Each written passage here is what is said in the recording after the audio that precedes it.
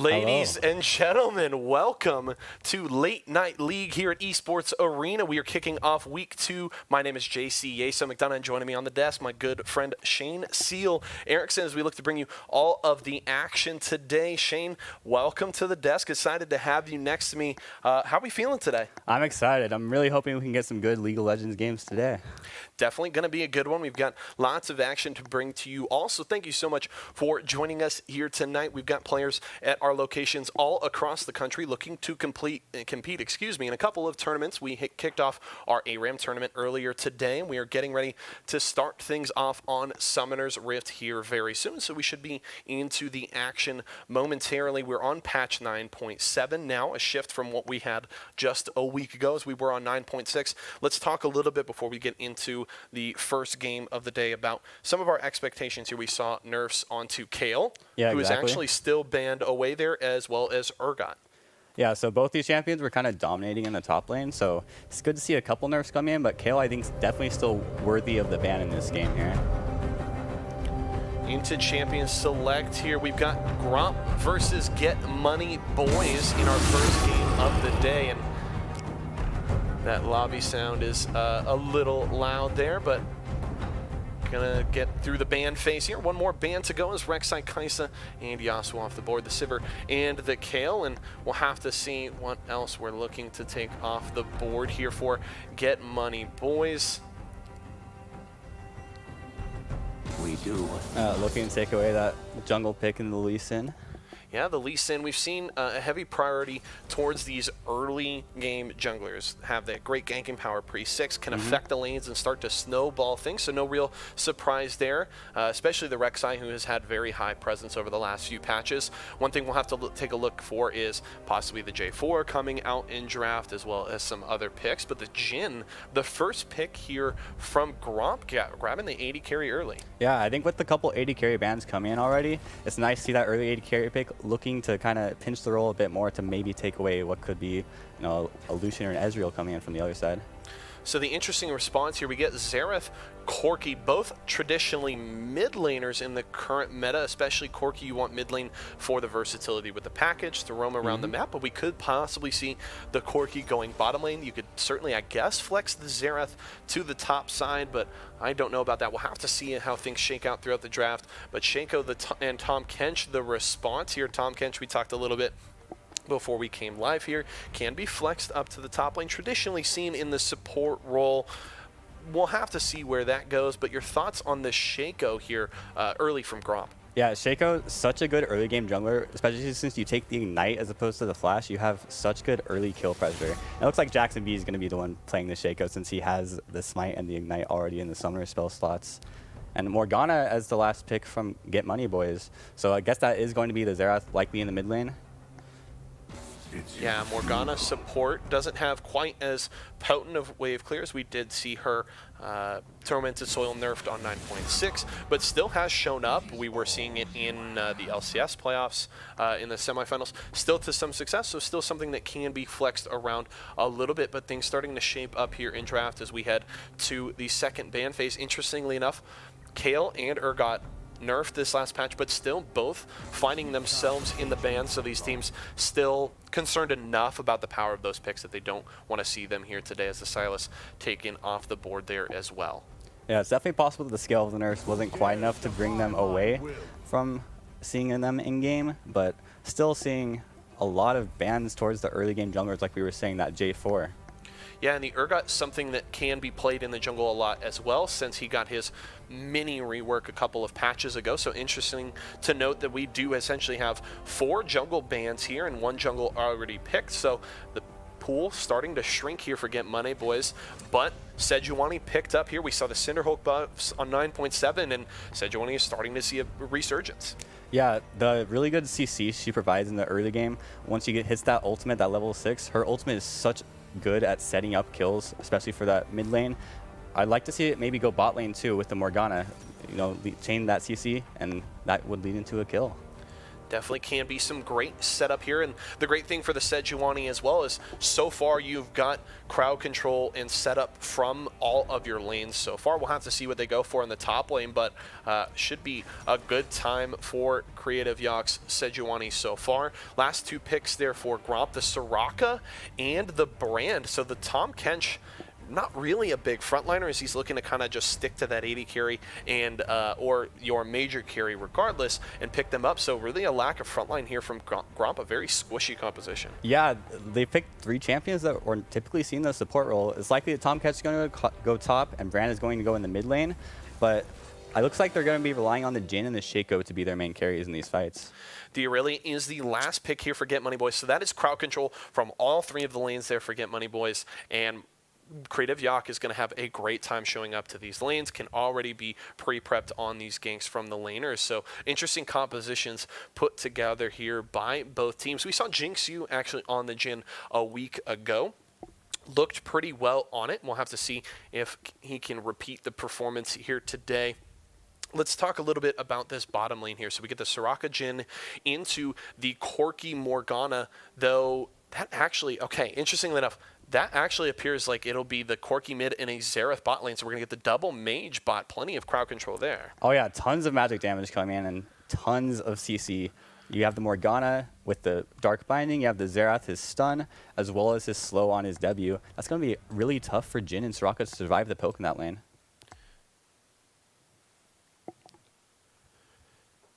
Couple of interesting team compositions to look at there, and one thing to note as well is you get a lot of CC already from the Morgana and the Xerath, but then there's just the fact that that's a very immobile bottom lane. You got Soraka and Jhin, who outside of Flash, if that is down, they're in big trouble if they get caught by a stun. You can obviously chain the CC there, so it seems like if anybody on the Gromp bottom lane gets caught, it could be big trouble, because then you're going to get the burst coming out from the Xerath, and things could go south really fast. Oh yeah, definitely. I think one thing that we're going to be needing to see from the blue team in this game is going to be the Tahm Kench in those early game.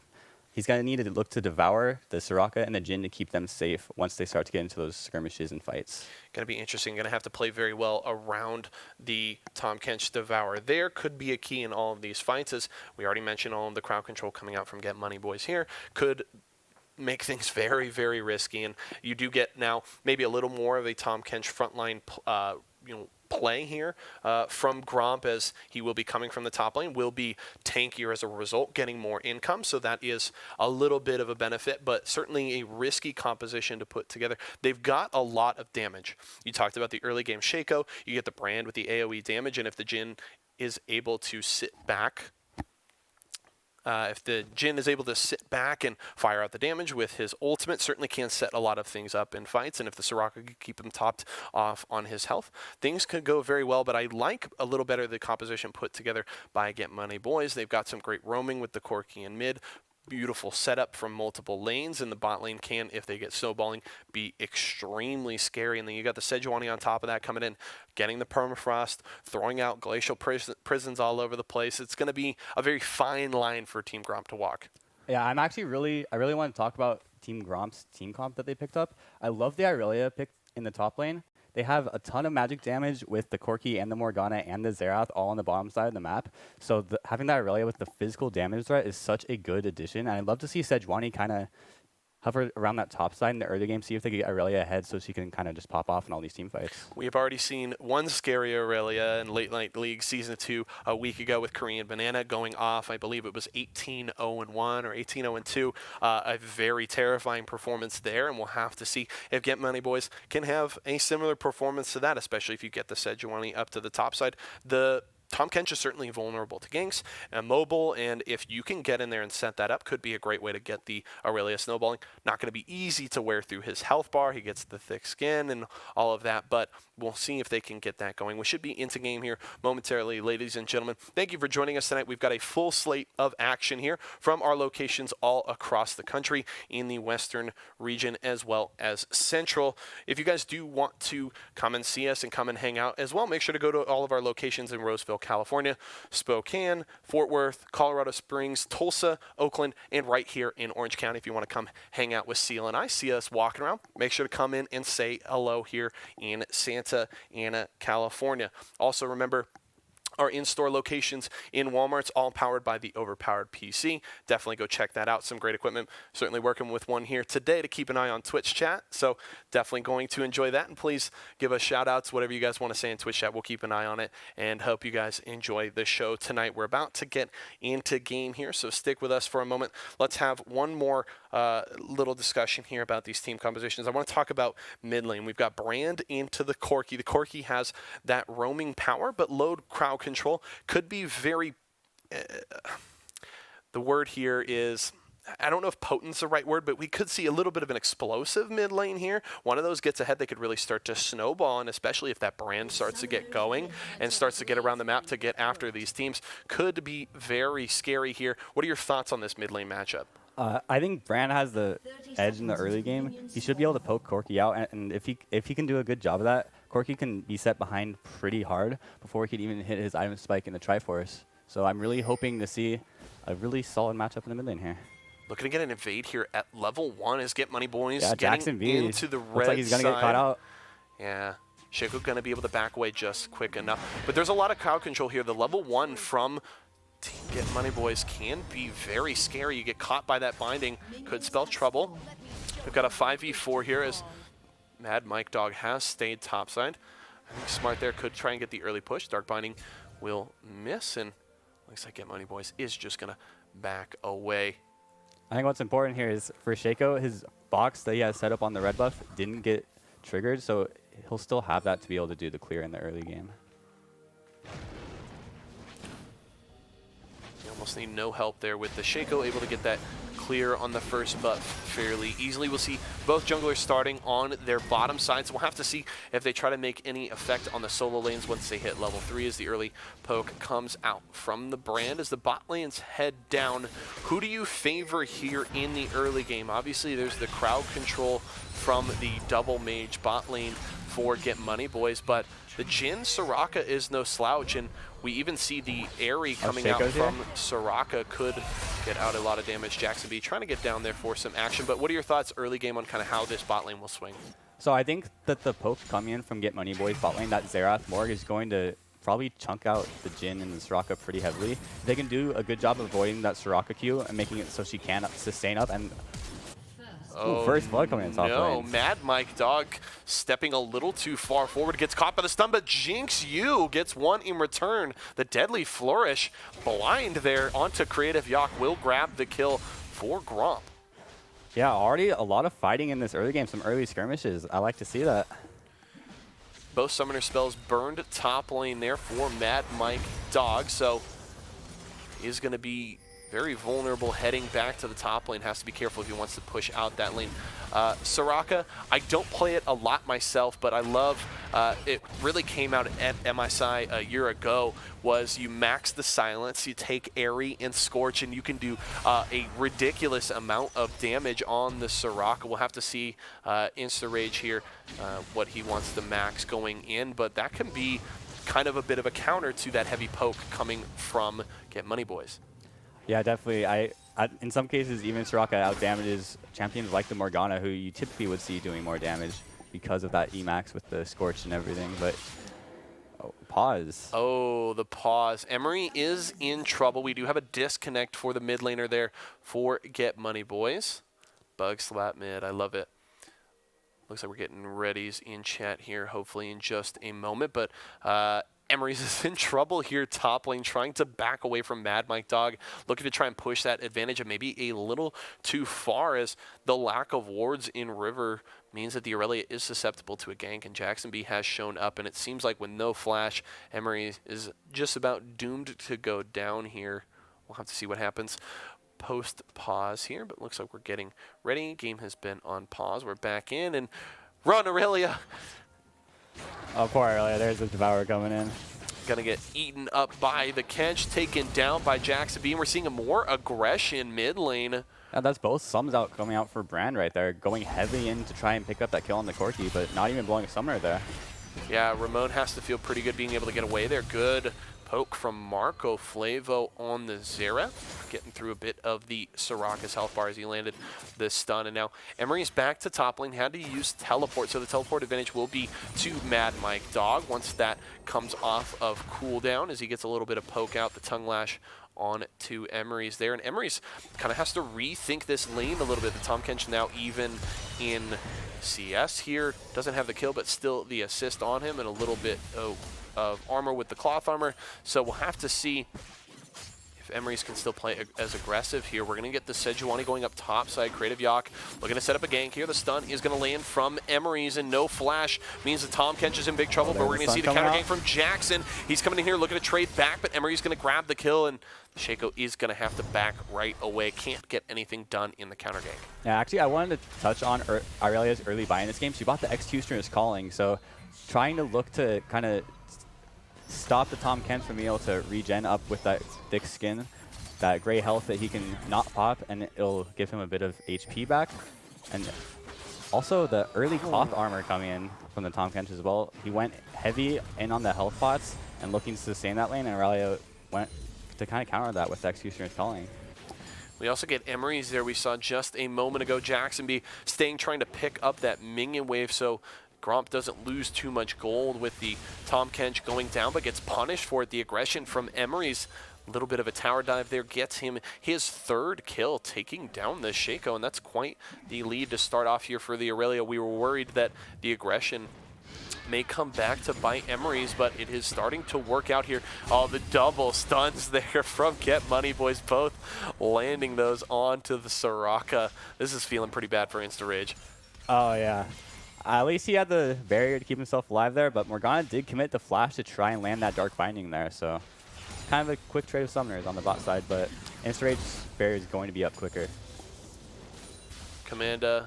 Oh, Shaco's back bot. Uh-oh, Jackson B is here looking for Marco Flavo. The Black Shield will keep the Xerath safe for now. Ignite forces the flash out from the Xerath, so Summoner spells traded there, but the flash for InstaRage was down, so that's actually going to go in favor of Get Money Boys, but we're going to see coming from the Tri-Brush, Commanda is here. Jackson B got over the wall as well. They're looking for a possible dive here. The Brand is level 6. That's going to be the ult coming out. Big trouble here. Marco Flavo is going to pop from the passive. Now El Big Daddy trying to get away here is going to get stunned and taken down. That's the double kill for Commanda.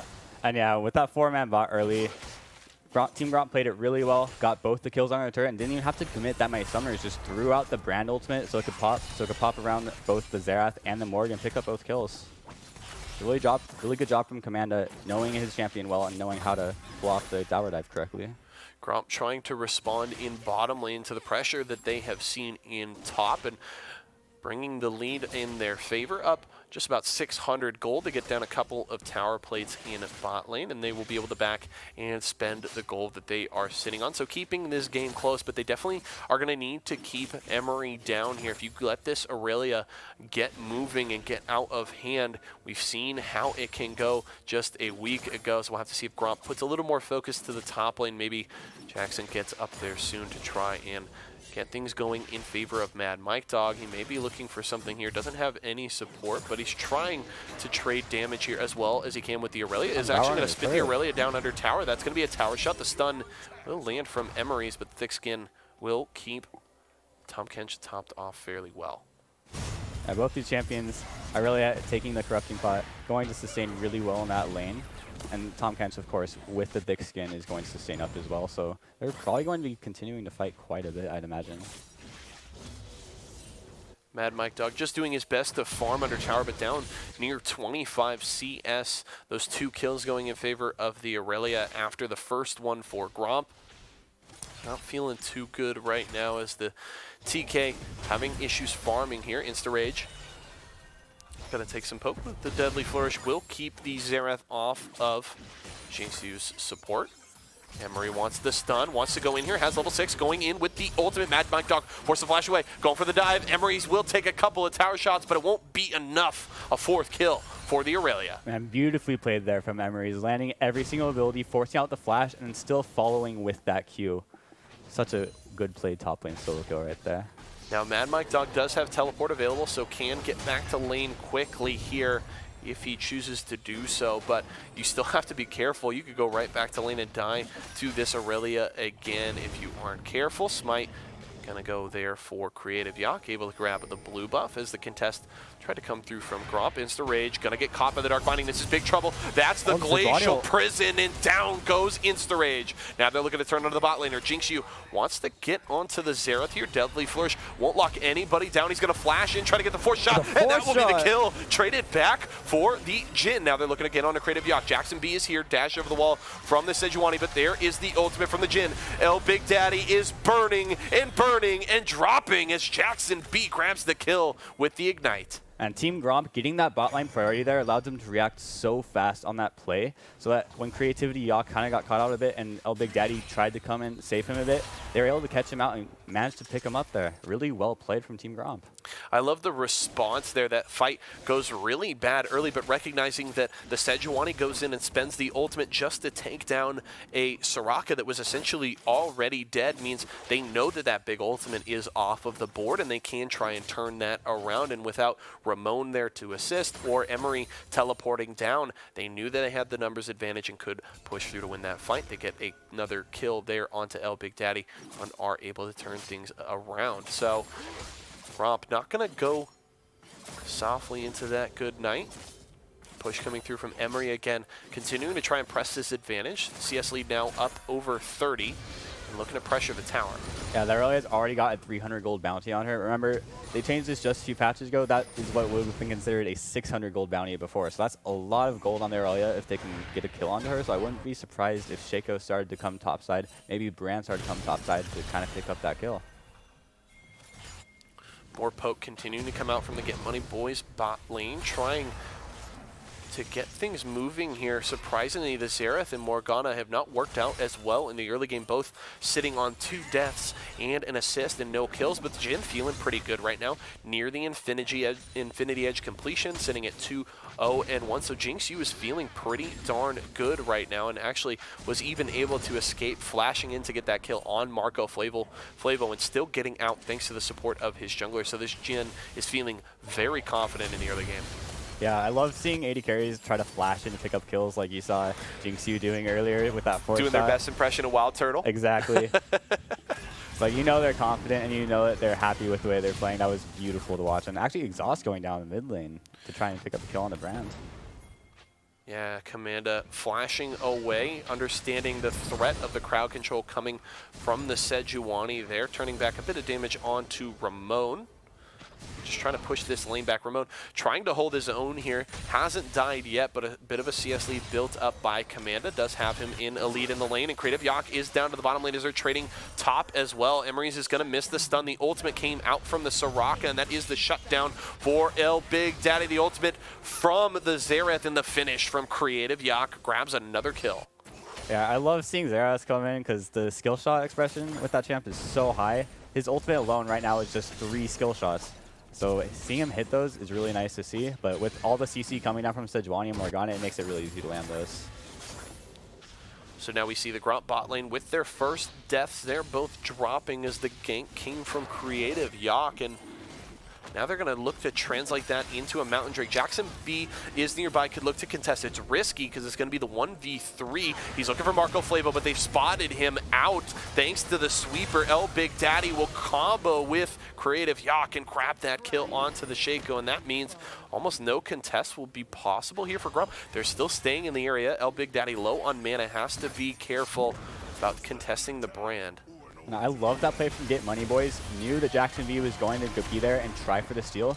Instead, wait for him to bait him out, get the dragon low enough so he's going to have to queue forward to see if he can steal it and kill him without letting the dragon get low Commanda. enough. Oh my gosh, the free ultimate is going to take down 2. El Big Daddy goes gold, but the Brand is going off. The double kill here does get caught by the Dark Binding, but Jinx has arrived. Another kill there. The Mountain Drake falls, the triple for Commanda, looking for the quadra. He'll finish it off, taking down Ramon.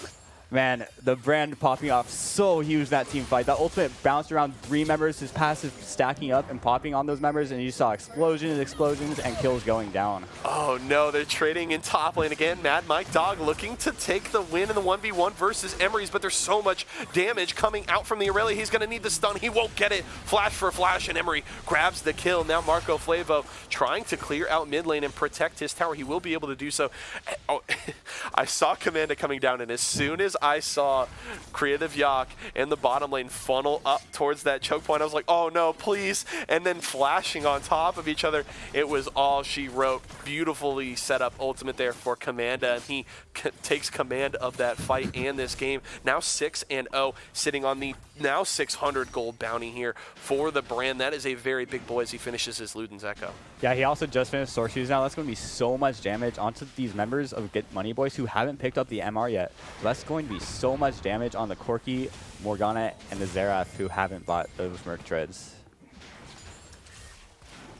We looked at these compositions and liked what Get Money Boys brought to the table with the mix, heavy crowd control, consistent frontline with Creative Yak, but we've seen Gromp come back with an interesting composition that is working out for them so far. They've gotten the brand going. Once you get to the team fight phase, if you're Get Money Boys, you don't want to get anywhere near him if you are close knit in a group. So things could go wrong very quickly for Get Money Boys with this brand off and running. He has moved down to the bottom lane. Ramon down there as well as they try to contest in these side lanes, and now looks like the rest of the teams are grouping up as in mid as Rift Herald does go down to Jackson B. Yeah, Team Gromp picks up that Rift Herald, kind of lull in the action for a bit, recognize they can pick that up without really too much of a threat onto anyone on their team.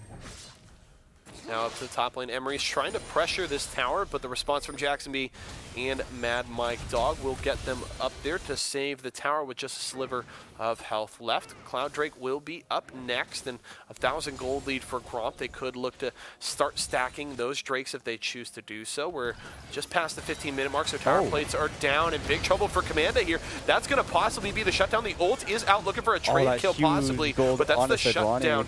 Yeah, that's rough. Like, it's great to get the shutdown, but you almost prefer that on the Corki to get him going. But the gold still going over to Get Money Boys. Now they're looking for more as the top lane tower goes down to Emery's. He's looking for his 6th kill, is going low, and isn't gonna matter though, taking down Mad Mike Dog again in the 1v1. And now matching scorelines on the brand and the Aurelia. Both these guys are so huge and are going to be popping off in these mid-game team fights as they start to roll out. Now, the gold lead has swapped over Get Money Boys with that big swing, getting the shutdown as well as the tower in top lane, which was first tower gold. Now they lead by 1,000 gold themselves, but Gromp is looking to pressure bottom lane, looking for that tier 1 tower as Jackson B takes blue buff, doesn't elect to give it off to the brand, so he's still looking to spam some spells and pressure these lanes. Now approaching the 17-minute mark, neither of our big neutral objectives are available, so we may see a bit of a stall here. These teams kind of need to figure out what their next objective is, possibly looking to pressure those mid lane towers. What are your thoughts here on the next step for these teams? I think we're going to see Get Money Boys try to focus towards that bot lane, maybe pick up that turret, but first, kill on to Shaco. Yeah, Jackson B stepping forward, kind of getting caught in the wrong place. Commanda's in trouble. Here comes the package from Ramon, and that's a kill for the Corgi as Get Money Boys punch back, looking to build on this lead. Now they may look to threaten mid lane here. Rift Herald is still available for Gromp, but with Jackson B dead, they can't use it yet. Low health bars here for the side of Get Money Boys, and the flash auto there from Jinx Yu will get him a kill. Ramon falls to Mad Mike Dog, and Gromp punches back. And those health bars from Get Money Boys were all so low. Jin had that 4-shot ready, realized he could just flash in and pick up a kill on the, all on his own right there. Jinx, you feeling so confident right now, participating in 2/3 of the kills here for Gromp with that 3-1 and 5 scoreline. So feeling very good, starting to get going. Has the Infinity Edge, looking to finish that first Zeal item. I would assume probably a rapid fire cannon, but could go maybe for the Phantom Dancer, for a little more safety. As he's going to get caught in mid, it may be the right choice there, as Marco Flavo is going to take down the Jhin. Yeah, I wouldn't be surprised if he ended up picking up that Phantom Dancer with how fed Aurelia is getting. Aurelia is going to be trying to jump on him in these team fights. So I would imagine he would go for the Infinity Edge, but actually he picked up the Cure Chase Shard, so looking towards that Rapid Fire Cannon instead. Yeah, he is. Jackson B in trouble. Bot lane. Emery is so confident going for another dive and will grab another kill. Now has the Trinity Force as well as the Merc Treads, and it appears going for the Wit's End, the Change Wit's End, which is looking very good on the Aurelia with that on-hit sustain as well as just that good on-hit magic damage in the magic resist. Yeah, I'd imagine with Brand being the big carry so far for Team Gromp, he wants to stack up the MR early, make sure he can survive the barrage of skill shots coming in from the Brands. Now we see Ramon back to the mid lane, feeling a little more confident here with some gold under his belt. Has the Trinity Force as well as the stopwatch for a little bit of safety in these fights. We'll have to see how aggressively this Corki wants to play. Excuse me. The Rift Herald has been dropped in mid there by Jackson B. So we're going to see the pressure from Gromp in mid lane. They want this tower. We'll have to see what the response is from Get Money Boys. Emery has teleport, but is down bottom lane. Could look to just trade towers here. We'll see. Clearing out the minion wave. Their tier 1 tower.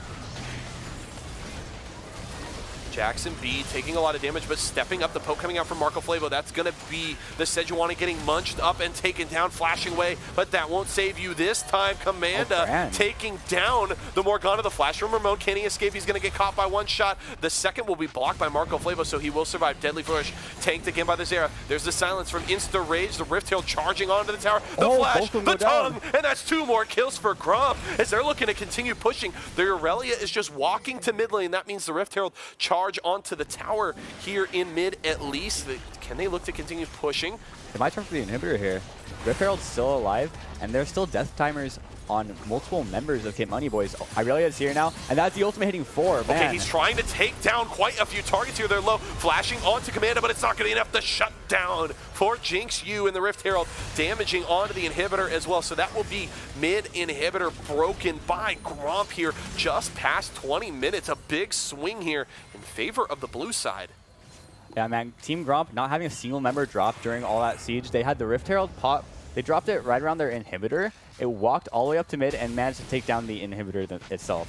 Such a huge play from Team Gromp right there. 3 towers and an inhibitor. A huge swing for Team Gromp. Here's Mad Mike Dog is going to get caught out a little bit.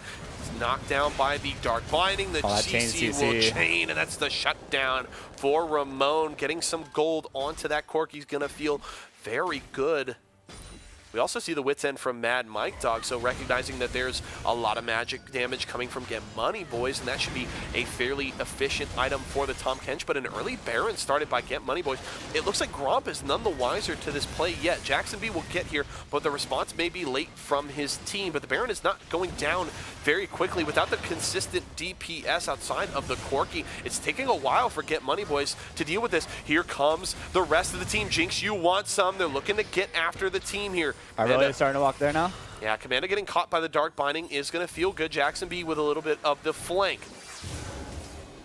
Emery's going for Jackson B. This could be big trouble. He's going to spot him out, look for the stun. He's going to land it. He's under tower, so that's big trouble. Down goes the Shaco. Ramon going to get caught by Jinx U's ultimate. Commanda doing work, burning down. There goes Creative Yak. El Big Daddy falls too. That's the double for the brand, and here comes Team Gromp. Man, Commanda coming up huge these team fights for Team Gromp. Ooh, Mad Mike Dog looking for a bit of the flank there with the ultimate. Here comes the ult from Marco Flavo to respond, trying to get out some damage here, but Gromp will not lose another member. They're kind of caught between towers, but with a minion wave pushing up to top side, they can look to take their 4th structure of the game.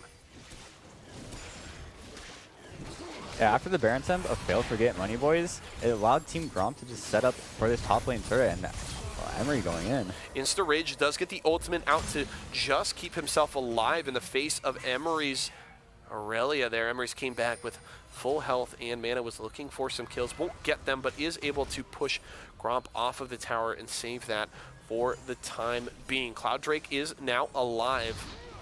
Looks like Gromp may go for that. The red buff is going to go over to Jackson B. We'll have to see if he goes to take the Drake next. If I'm Gromp here, honestly, I'm not feeling too threatened by a Baron take by Get Money Boys. Mad Mike Dog trying to get some damage. He is going to be able to devour the Aurelia. Emery's in trouble. That's a kill to the TK. And Jackson looking for more. El Big Daddy's in trouble. Here comes the Shaco. Black Shield drops. He just needs the dagger. Can he get it? Blast cone away. El Big Daddy running. Good binding will catch the Shaco. He's under tower. It's so low. They're still going to get the dive. He needs the black shield to survive. Ignite down, but he's going to get the binding. Can he fall? Jackson B, he's locked down so long, and that will be the kill. Trade it back for the Morgana. Man, both of them going down there. That was in that very extended 1v1 between those champs right there. If I'm El Big Daddy there, I'm not feeling too bad about how that went. Pretty much getting melted by the Shaco, but still being able to turn it around for a 1-for-1. So not too bad of a result for the Morganas. Get Money Boys trying to keep this game close. It's still only just less than 2,000 gold a lead for Gromp here. So Get Money Boys is by no means out of this game, but they're going to need to find some plays going in their favor here in the next few minutes, because Gromp is looking to start setting up for this Baron, looking to secure some vision around the objective and starting to play around it. Mad Mike Dog is down in bottom lane, has teleport available to join the team. Insurrection's in trouble. He's getting caught by the Xerath. Ultimate flash away. The last shot, though, will finish it off, but Commanda getting some damage out with his ultimate. Creative Yak having to back away. He's pretty low. So is Emery's. Here comes the Jin looking to fire down, but looks like, wow, Get Money Boys is actually going to be able to escape from nearly all the damage from Jinx U. And they managed to find the pick onto the Soraka there, blow both her summoners, and still pick up the kill, and all of them got out themselves. It's really good for Get Money Boys right there. Solid trade for the red side team as they look to bring this game back closer to even, but their bot tower, the tier 1, will go down to Mad Mike Dog, pushing on the Tom Kench. He isn't going to continue pushing yet, clearing out some vision, possibly looking to rejoin his team. We'll see if he goes back to bottom lane as Minion waves are starting to get cleared out in mid with these supers spilling into the Get Money Boys base. So the TK will actually stay bot lane and continue to pressure this next tower. Yeah, he still has that TP, so if his team decides to start up Baron, he can still come back and answer that. And since they do have a Mountain Drake, I wouldn't be surprised if Team Gromp decides to start with this Baron soon. Plus, their mid priority with that inhibitor being down means that they have so much ability to get down vision around the Baron, get vision in the river right there, and deny all the vision that Get Money Boys could possibly put up. Ultimate from Emery is there, but he's actually just going to get devoured up almost immediately from Mad Mike Dog, but Mad Mike Dog is in trouble. He's going to get locked down, and the Tom Kench will fall. Now Jackson B trying to run. Here comes the support from his team, but it's a 5v4 in favor of Get Money Boys. Jinx U firing out some good damage, is able to avoid the Dark Binding. Jackson B looking for the flank, possibly. They may catch out Creative Yak. He's going to take some damage from the Shaco. Dark Binding misses from El Big Daddy. Deadly Flourish will not lock down the Sejuani, and Get Money Boys will be able to escape to the safety of their bases. Marco Flavo trying to throw out some poke here. Another Dark Binding so close to locking down a squishy member of Gromp. They are going to continue to walk that knife's edge as they're trying to pressure mid in bot lane. Oh, if they stay up here, Irelia does have TP. There is a good TP ward right by that Raptor pit. I wouldn't be surprised if Irelia went to go for that. We'll have to see if they set it up. Emery's sitting on the fountain now.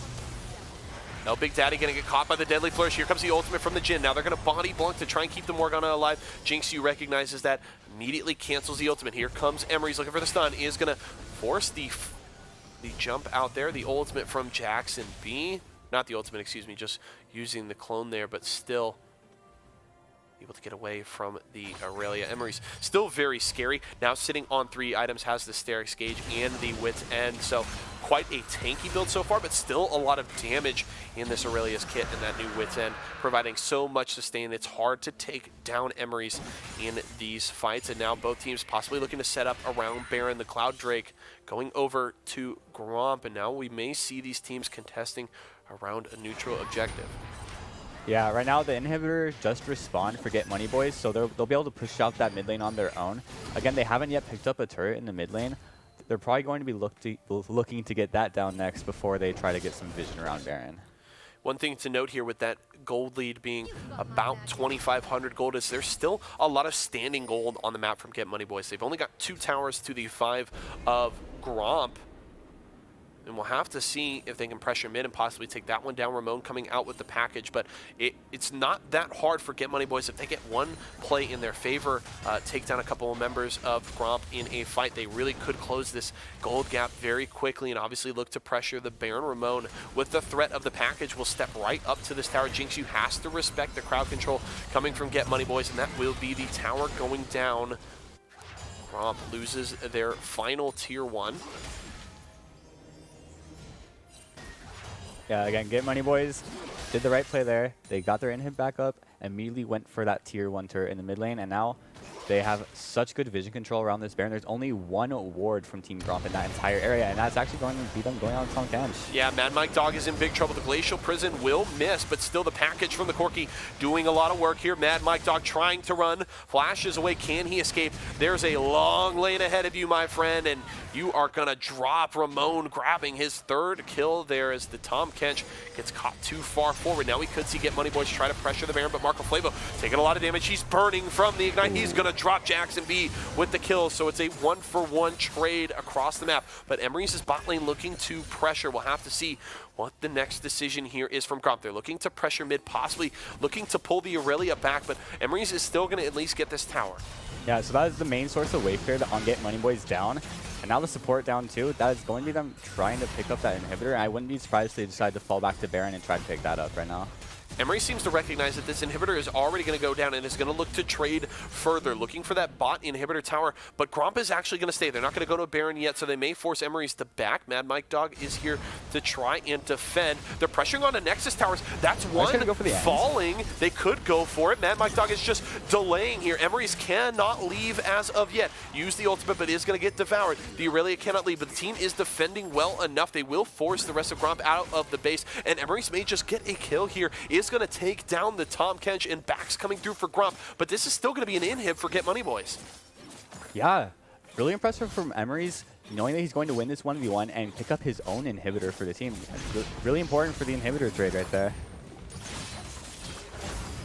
Now Emery's going to get the shut down there as Jackson B tried to contest, and here comes Get Money Boys on to the Baron. They're going to get it started. The response will be late from Gromp. They've got 2 members down and no spite. This is almost for sure going to be a Baron for Get Money Boys. El Big Daddy shows up for the assist, and there will be almost no contest here from Gromp. We'll have to see. Maybe the ultimate comes through from Jinx U, but the health bars are so high for Get Money Boys, and that will be Baron going over GMB coming back in this game now with a gold lead. As soon as Team Gromp's jungler, as soon as the Shaco went in on Aurelia on the bot lane, Get Money Boy decided to start up that Baron. They realized that there was no potential for a smite steal, and they realized that they could just take it down on their own. A really good heads-up play from them. Great question from Brawley in chat. Can SKT still make it to Worlds? I don't know. Gromp and Get Money Boys are going to be some tough competition, but SKT, they've got the history, they've got the pedigree. We'll see, but it's not going to be an easy path through this bracket. Yeah, I'd definitely be excited for the Commanda versus Faker mid lane matchup. It would be interesting. I would love it. Can we get the Zed v Zed blind pick? I mean, we've seen Faker die to a gold 4 brand. I don't know Commanda's rank, but I'm sure he could potentially take him down in that 1v1. Definitely would be a close matchup. Great question there, Brawley. We'll have to see how that one shakes out. But Baron buff here on to Get Money Boys as they look to pressure the map. We talked about that standing gold. Now they're looking to take some of it down. They've got Baron buff minions in now 2 lanes as we see Emery trying to pressure the tier 2 top. Commanda is going to respond here by himself. The most fed member on the side of Gromp trying to deal with the Aurelia. Good stun there as the ult comes out from Mad Mike Dog. He's got the Righteous Glory looking to chase down, but is going to be disarmed and slowed. So Emery's will get away, but that is the ultimate out of the Aurelia, but they're looking to pressure mid. Here comes Creative Yawk looking to get onto Insta Rage, but is able to back away. Jackson B trying to get to the back line. Redemption will knock down a few bars of health. The ultimate coming out from the Jhin. El Big Daddy's in trouble. Good ultimate from Commanda. El Big Daddy will burn in the Pillar of Flame, and Get Money Boys is on the retreat. Marco Flavo able to avoid the stun there, but he will still drop to Jackson B. Man, such good skill shot accuracy from the Jhin in these fights, locking people down with that deadly flourish, and Brand just destroying the entire front line and the entire team with that huge AoE from the ultimate. Ramon has to run here as Jackson B continuing to try and pressure, but Emery's is topside. This Tom Kench has not been able to win the 1v1. This might be a base race. Emery's, yeah, he's got the minions on the Nexus Tower. He looks to take down one. He's got super minions coming here as well, but Command is here, so it's the 1v2. So numbers in a moment. If Marco Flavo, they need to get Marco Flavo and El Big Daddy up, and then they will have numbers here for Get Money Boys. But Jinx U getting a lot of damage. Those 4th shots do quite the work onto those Nexus Towers. Here comes El Big Daddy, now using the Soul Shackles will take down the Shaco, but it is only the Guardian Angel. Now Ramon has to run, but he's going to get taken down by Jinx Yu. Here comes Grump. They want to fight back. there's Xerath ultimate from the Xerath. Jinx Yu putting on the fancy feet. Can he juke one? Can he juke another? Creative Yacht coming in. Jinx Yu will fall. That's the shutdown for Marco Flavo. Oh, it's TP coming from earlier too. Emery's looking to continue pressuring. Top takes the inhib. Jinx Yu doing such a good job of sidestepping all the shots from the Xerath ultimate, but you can't sidestep a giant boar. Just trying to run over your face. Love Jinx Yu with the aggression there and trying to kind of sidle around the Xerath ultimate. He's moving around there, putting on his dancing shoes, but will still go down. So now Baron buff is gone. So Get Money Boys back to normal here. Infernal Drake is on the map, and as we approach 35 minutes, this game is so close. Commanda and Emery are the two players that we really need to keep an eye on. They have been the hard carries for their teams. Granted, both junglers have been playing very aggressive and trying to set things up, but mid lane versus top lane is the matchup we have to keep an eye on, as those are the most key members for both of these teams. And Jinx Yu we have to mention as well. Great score here on the Jhin, sitting on now 4 items. It did end up going for the rapid fire cannon. It also has a little bit of safety. The Guardian Angel was used up but is recharging now, and also has the Mercurial Scimitar for the QSS. Can cleanse some crowd control here, but the Infernal Drake is started by Get Money Boys. Yeah, the Infernal Drake gonna be really nice having that Xerath and Irelia with the Infernal Drake. Such good poke coming out from Xerath once he picks that up. And I actually want to talk about Corki's build here real quick. He opted for the Essence Reaver early, didn't opt for any of the early crit items, any of the Zeal items. Wanted to get that extra bonus AD earlier along with the CDR. So he's gonna be popping off with those rockets in these fights. Also means that the Corki doesn't have to take any of the blue buffs, can continue to donate those to Marco Flavo. So just some more mana regen there for some of the main carries for Get Money Boys. So Ramon just recognizing that they can kind of spread the wealth there, and will get the red buff now though, which is great on the Corki. Heavy auto-attacking champion, can get that slow and that true damage burn on a consistent basis, as Emery's is again down to the bottom lane, doesn't have teleport, so cannot join his team if there is a cross-map play. So we'll have to see how heavily the Irelia wants to push this lane as a response comes from Gromp. Baron up in less than a minute. We're going to start to see both teams setting up, but again, Get Money Boys has the vision control around the pit. Yeah, right now they have 2 control wards just in that small area by the Baron, and not a single control ward even in the inventory of Team Gromp. So it looks like Get Money Boys really kind of just winning this vision game all around Baron right now.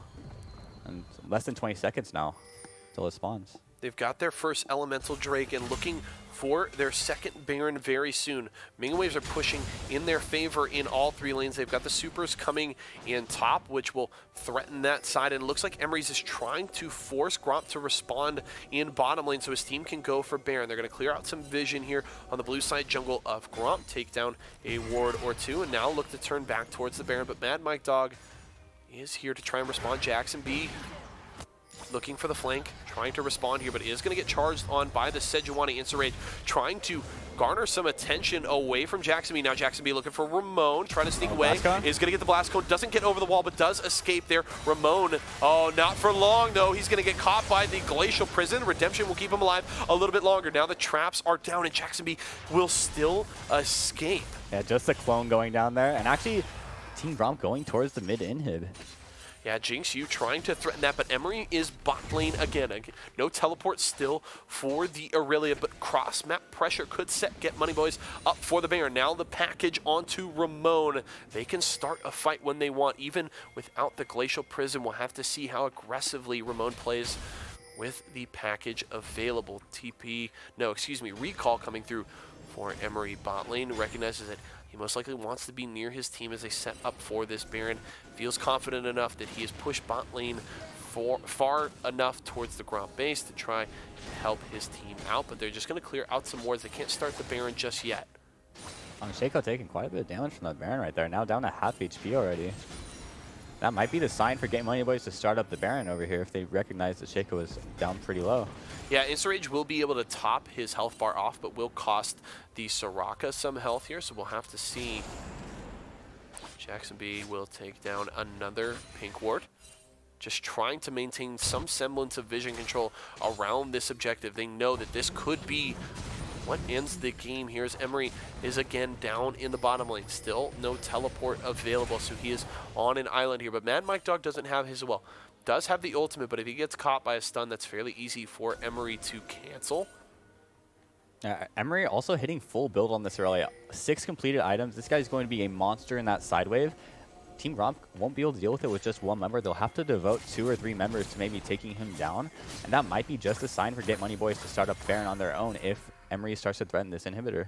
Guardian Angel and the Death's Dance, the last 2 items for Emery's there. So this Aurelia is so difficult to take down. It's going to take you a long time to wear through her health bar with all of the sustain.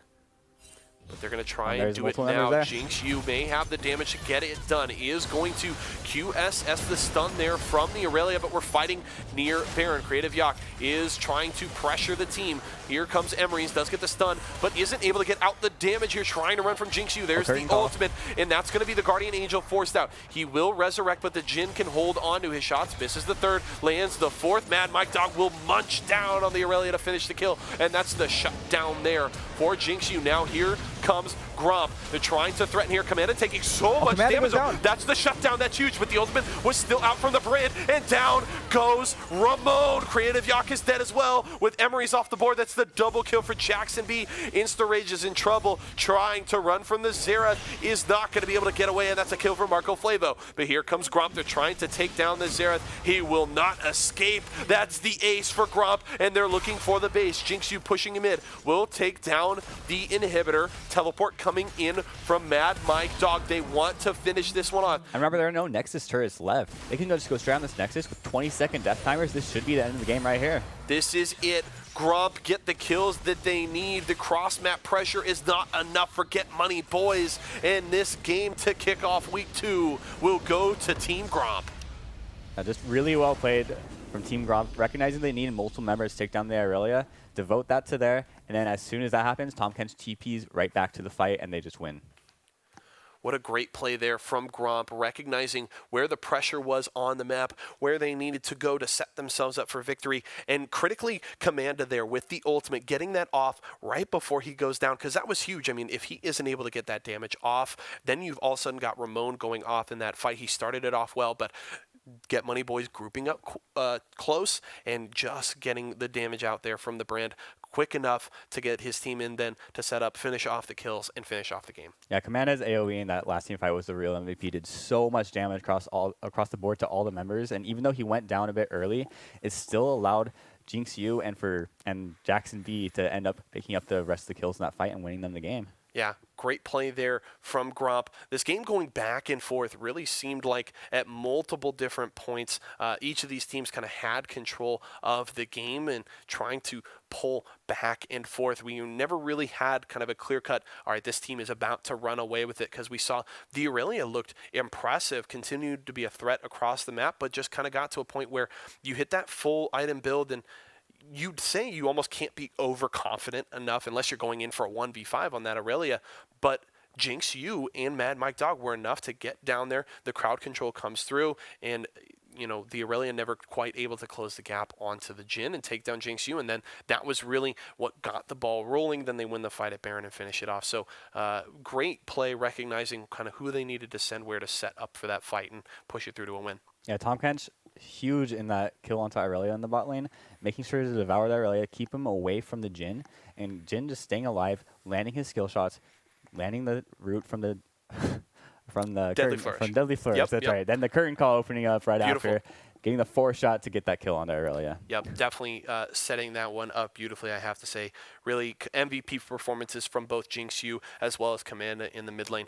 Very impressive score lines, doing so much work in the team fights and just setting their team up for success. Obviously, credit still to Jackson B. Shaco, who pressured throughout the game, had some good ganks in the early game. I mean, took his red buff, and immediately went down to bot lane to force out a flash at level 2. You see him playing aggressively right off the bat, recognizing the power that he has in the early game, and continued to play forward on the Shaco, recognizing that he could kind of walk that line and just continue to be a threat to pull some of that attention away from Commanda and away from Jinx U to allow them to get out the damage they needed in fights. Yeah, Jackson B being a huge part of the early game really helped with that. Really helped facilitate that turret dive they did towards bot lane, that 4v2.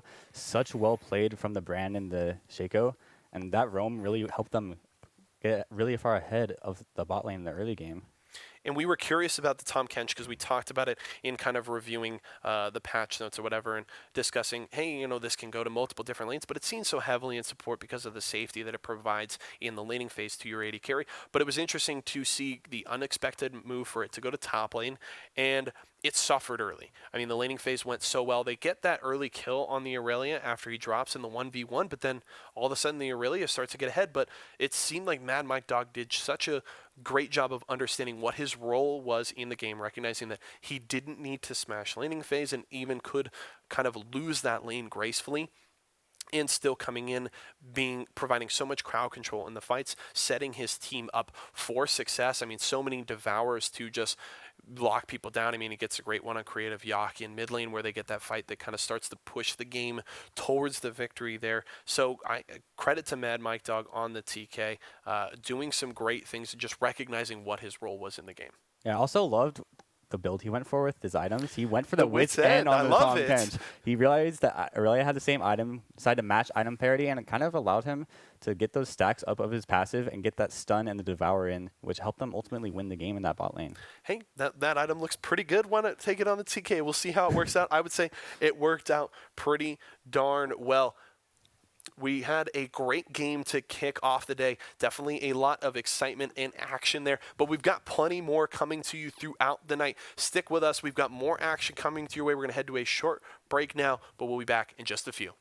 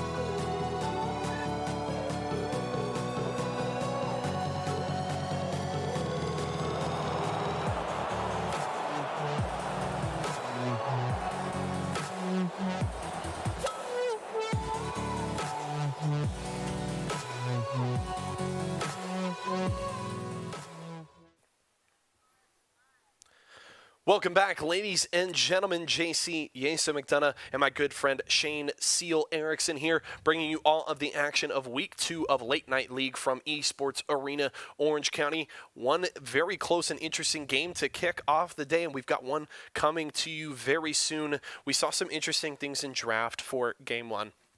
Kale and Urgot both taken off the board despite seeing some nerfs. Is there anything that you want to see in Game 2, kind of based on what we saw from Game 1 and what we see from the patch? Maybe some early expectations?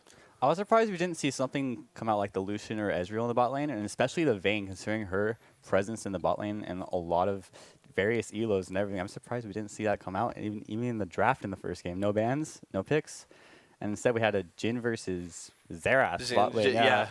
Unexpected. Yeah, definitely. An interesting draft there, and we won't actually have champion select for you guys this time. We're going to kick it right into the game in just a few moments, but we will get to break that down, and we're actually in now. There we go. 40 seconds in, we do have Deadly Sins going up against RAA, and now with us just kicking it right into the game, we might as well hit the analysis here for champion select. Some interesting picks already jumping out to me. We've got the Alawi. Oh my gosh, I never play Alawi, and sometimes I just blank out here. But we've got the Alawi top, which is an interesting selection, and we've got Pride in the mid lane on the Annie. A couple of interesting solo lane selections here for these teams. Yeah, Annie, just a super reliable pick overall, has that huge flash stun available once you hit 6, and I'm really excited to see if she could do that maybe onto the back line of the members of RAA. Yeah, we've got a couple of mobile carries for RAA in the Varus and the Vigor, so we'll have to see if maybe Pride can set up some big plays there with the Flash Bear. And we've got Gluttony, who, if you guys watched a week ago, we actually saw Gluttony on the Kai'Sa in our 5v5 ARAM game that we actually kicked the broadcast off with a week ago. And you saw that huge quadra kill that he had on the Kai'Sa to push his team to a victory there in that ARAM game. So back on the Kai'Sa here on Summoner's Rift, we'll have to see if he brings the same aggression and prowess onto Summoner's Rift. Up to the top lane, though, let's talk a little bit about this matchup. Shen has returned to the top lane meta a little bit after getting some buffs a patch ago. And your thoughts on this lane matchup here, Shen, into the Alawi? So the Alawi should be able to run away a bit with this lane. She's much stronger in that 1v1, especially once she picks up that E and can get just huge damage off onto the Shen. But looks like this bot lane, Summoner is blown. Big trouble here for Envy. He is going to be able to get away. A lot of damage coming out from Gluttony. Does he want to continue to step forward? Is going to get some more damage on the space. Dylan, his greed is up to the top side. Oh, man, the lane matchup may not go in Avalon's side here, as First Blood is going to go to Wraith on the Shen. Yeah, Greed getting off to a really good early start on this Kindred. Kindred, such a good snowball-y champ. If you can manage to pick up some of those stacks of the passive early, the marks of the Kindred, you get so far ahead with that. And actually, another huge summoner is coming out in the mid lane again here. Wow. Ooh, Black Mamba eating 2 tower shots there, trying to flash in aggressively to finish off Pride. That is 2 summoner spells traded. It's actually 3 summoner spells used on the side of RAA, traded for the 1 there of Pride. So Pride can't feel too bad about that trade, getting out safe and winning in the summoner spell department. Back down to the bottom lane. Space Dylan and Thix start to push it back here towards the Deadly Sins bottom lane. Things looked rough there as the Volibear got down early, but Envy and Gluttony able to escape and turn things back in their favor. We'll have to see how these lanes start to go as Deadly Sins pushing back. The CS lead here for Gluttony is interesting because Space Dylan gets the early gank from the Volibear. They're able to heavily punish Envy and force out the flash from the Nami, but despite that, we have an 11 CS lead here for Gluttony on the Kai'Sa. I'm actually curious in the top lane as well. There's a huge CS lead towards Avalon. Despite going down to that early gank from the Kindred, has a massive CS lead for himself. Some interesting leads to keep an eye on throughout the map here. Things fairly even in mid lane. One thing to mention, though, is Greed with the early assist, getting top lane to set up First Blood for Wraith. Also has a big CS lead now on the Kindred, up 10 CS over Gongpei's Volibear. Yeah, Kindred's such a good jungler at clearing in the early game. She can clear very quickly and has really good ability to invade the enemy jungler, especially against the Volibear, who will probably struggle at locking down that Kindred, being that ranged jungler she is. I'd imagine that we're going to see Kindred take over this early jungle matchup in kind of the similar match she already has. We'll see what kind of pressure that Greed can put on the map. GongPei looking like he might be going for a gank on the top side. If he does that, Kindred's going to instantly go for that mark that's in the bot side jungle on that Gromp. And here's the gank right here. The bait there from Avalan using the tentacles there to get out some damage onto Wraith, but he smells something fishy and is able to back away as GongPei tries to get up to the lane, but that is the flash gone for the Shen. And we do actually have a disconnect, so we may see a pause here momentarily. We'll see if GreedX gets back in quickly. Surprisingly, no pause coming in, even though Greed's still disconnected. And you hate to see that. Was already towards the bot side, posturing towards maybe going towards that mark in the enemy jungle, and just disconnecting right then. That's when you just say unlucky. Greed has reconnected though, so it looks like we won't need the pause. Just has to walk back to his jungle. Red buff will be spawning soon, so can look for that, as well as the Cloud Drake now on the board here. And we'll have to see. Greed did get an early stack off of the Gromp. Is a beautiful death sentence there onto Gluttony. Some good damage as the Ignite is dropped there by Thix, but no kill coming through for the RAA bottom lane, and Gluttony will be able to back away. Doesn't even use a summoner spell there, as looks like Wraith wants to go in for a trade here. Taking a lot of damage from the tentacles, has to be careful. Avalan looking for more. The tentacles will miss that time, and Wraith able to back away with his life. Yeah, despite Wrath getting that early back in, picking up that longsword in the boots, Alawi's still winning this early game in the matchup. It's Wrath, and I've been calling him Wraith. Silly so GongPei stepping forward, taking some trade damage though, back from GreedX, and with the Annie roaming down to bottom lane, GongPei just has to run away there from a very powerful early Kindred. I just recognized all the names are all the deadly sins. You got Wrath, Greed, Pride, Gluttony, and Envy. Makes sense. I like that kind of coordination with the team comp. Kathy, I see you back there.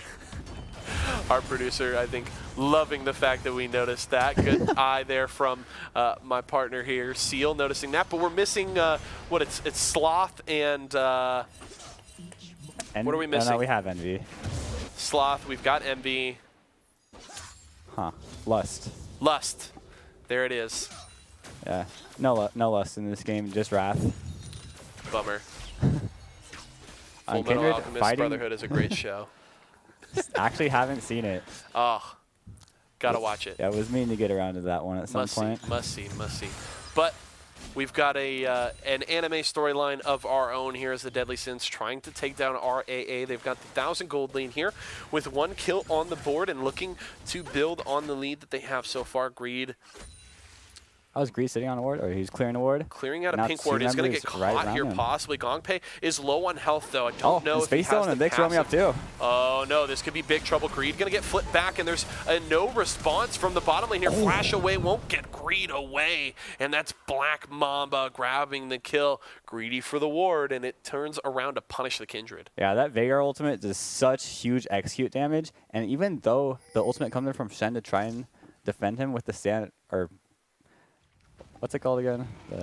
The Stand United. Stand United. Yes, the Stand United. It got the first word. But the Stand United coming in, still not even defending him there. He still goes down. Yep, not enough there from Wrath to save the Kindred, and Greed gets taken down to even up the kill count there. Is going to be wary of stepping into River. I think the hard part there and kind of the misplay from Greed was stepping forward into River and not recognizing that his bottom lane had back, so he has no help. The mid lane is pressuring there for Black Mamba, so Pride is going to be late to respond to any sort of play, and then without the bottom lane to roam up, it's a free collapse there for RAA, punishing the Kindred, but Greed looking to get something back here. Avalan is going to drop the ultimate. It's going to be some good damage on the Wraith, but it isn't even going to matter. The kill to Greed. Wrath will survive, and the Kindred not going to be hindered by an early death. Gets the kill there top lane. Takes down the Alawi, and Pride up here as well. They're looking. Black Mamba look to try and respond here. Is going to get stunned. The bear has been dropped. Black Mamba trying to run. He's burning from the Ignite. Tibbers, can he get one more? He won't get the final auto. So Black Mamba will survive. Good death sentence there will catch Envy. Dix is going to get the kill, and Gluttony going a little too far forward will be punished for the aggression, and Gong Pei gonna grab a kill on the Volibear. Yeah, that killer instinct was a bit too killer there. Maybe tone it down for the next one.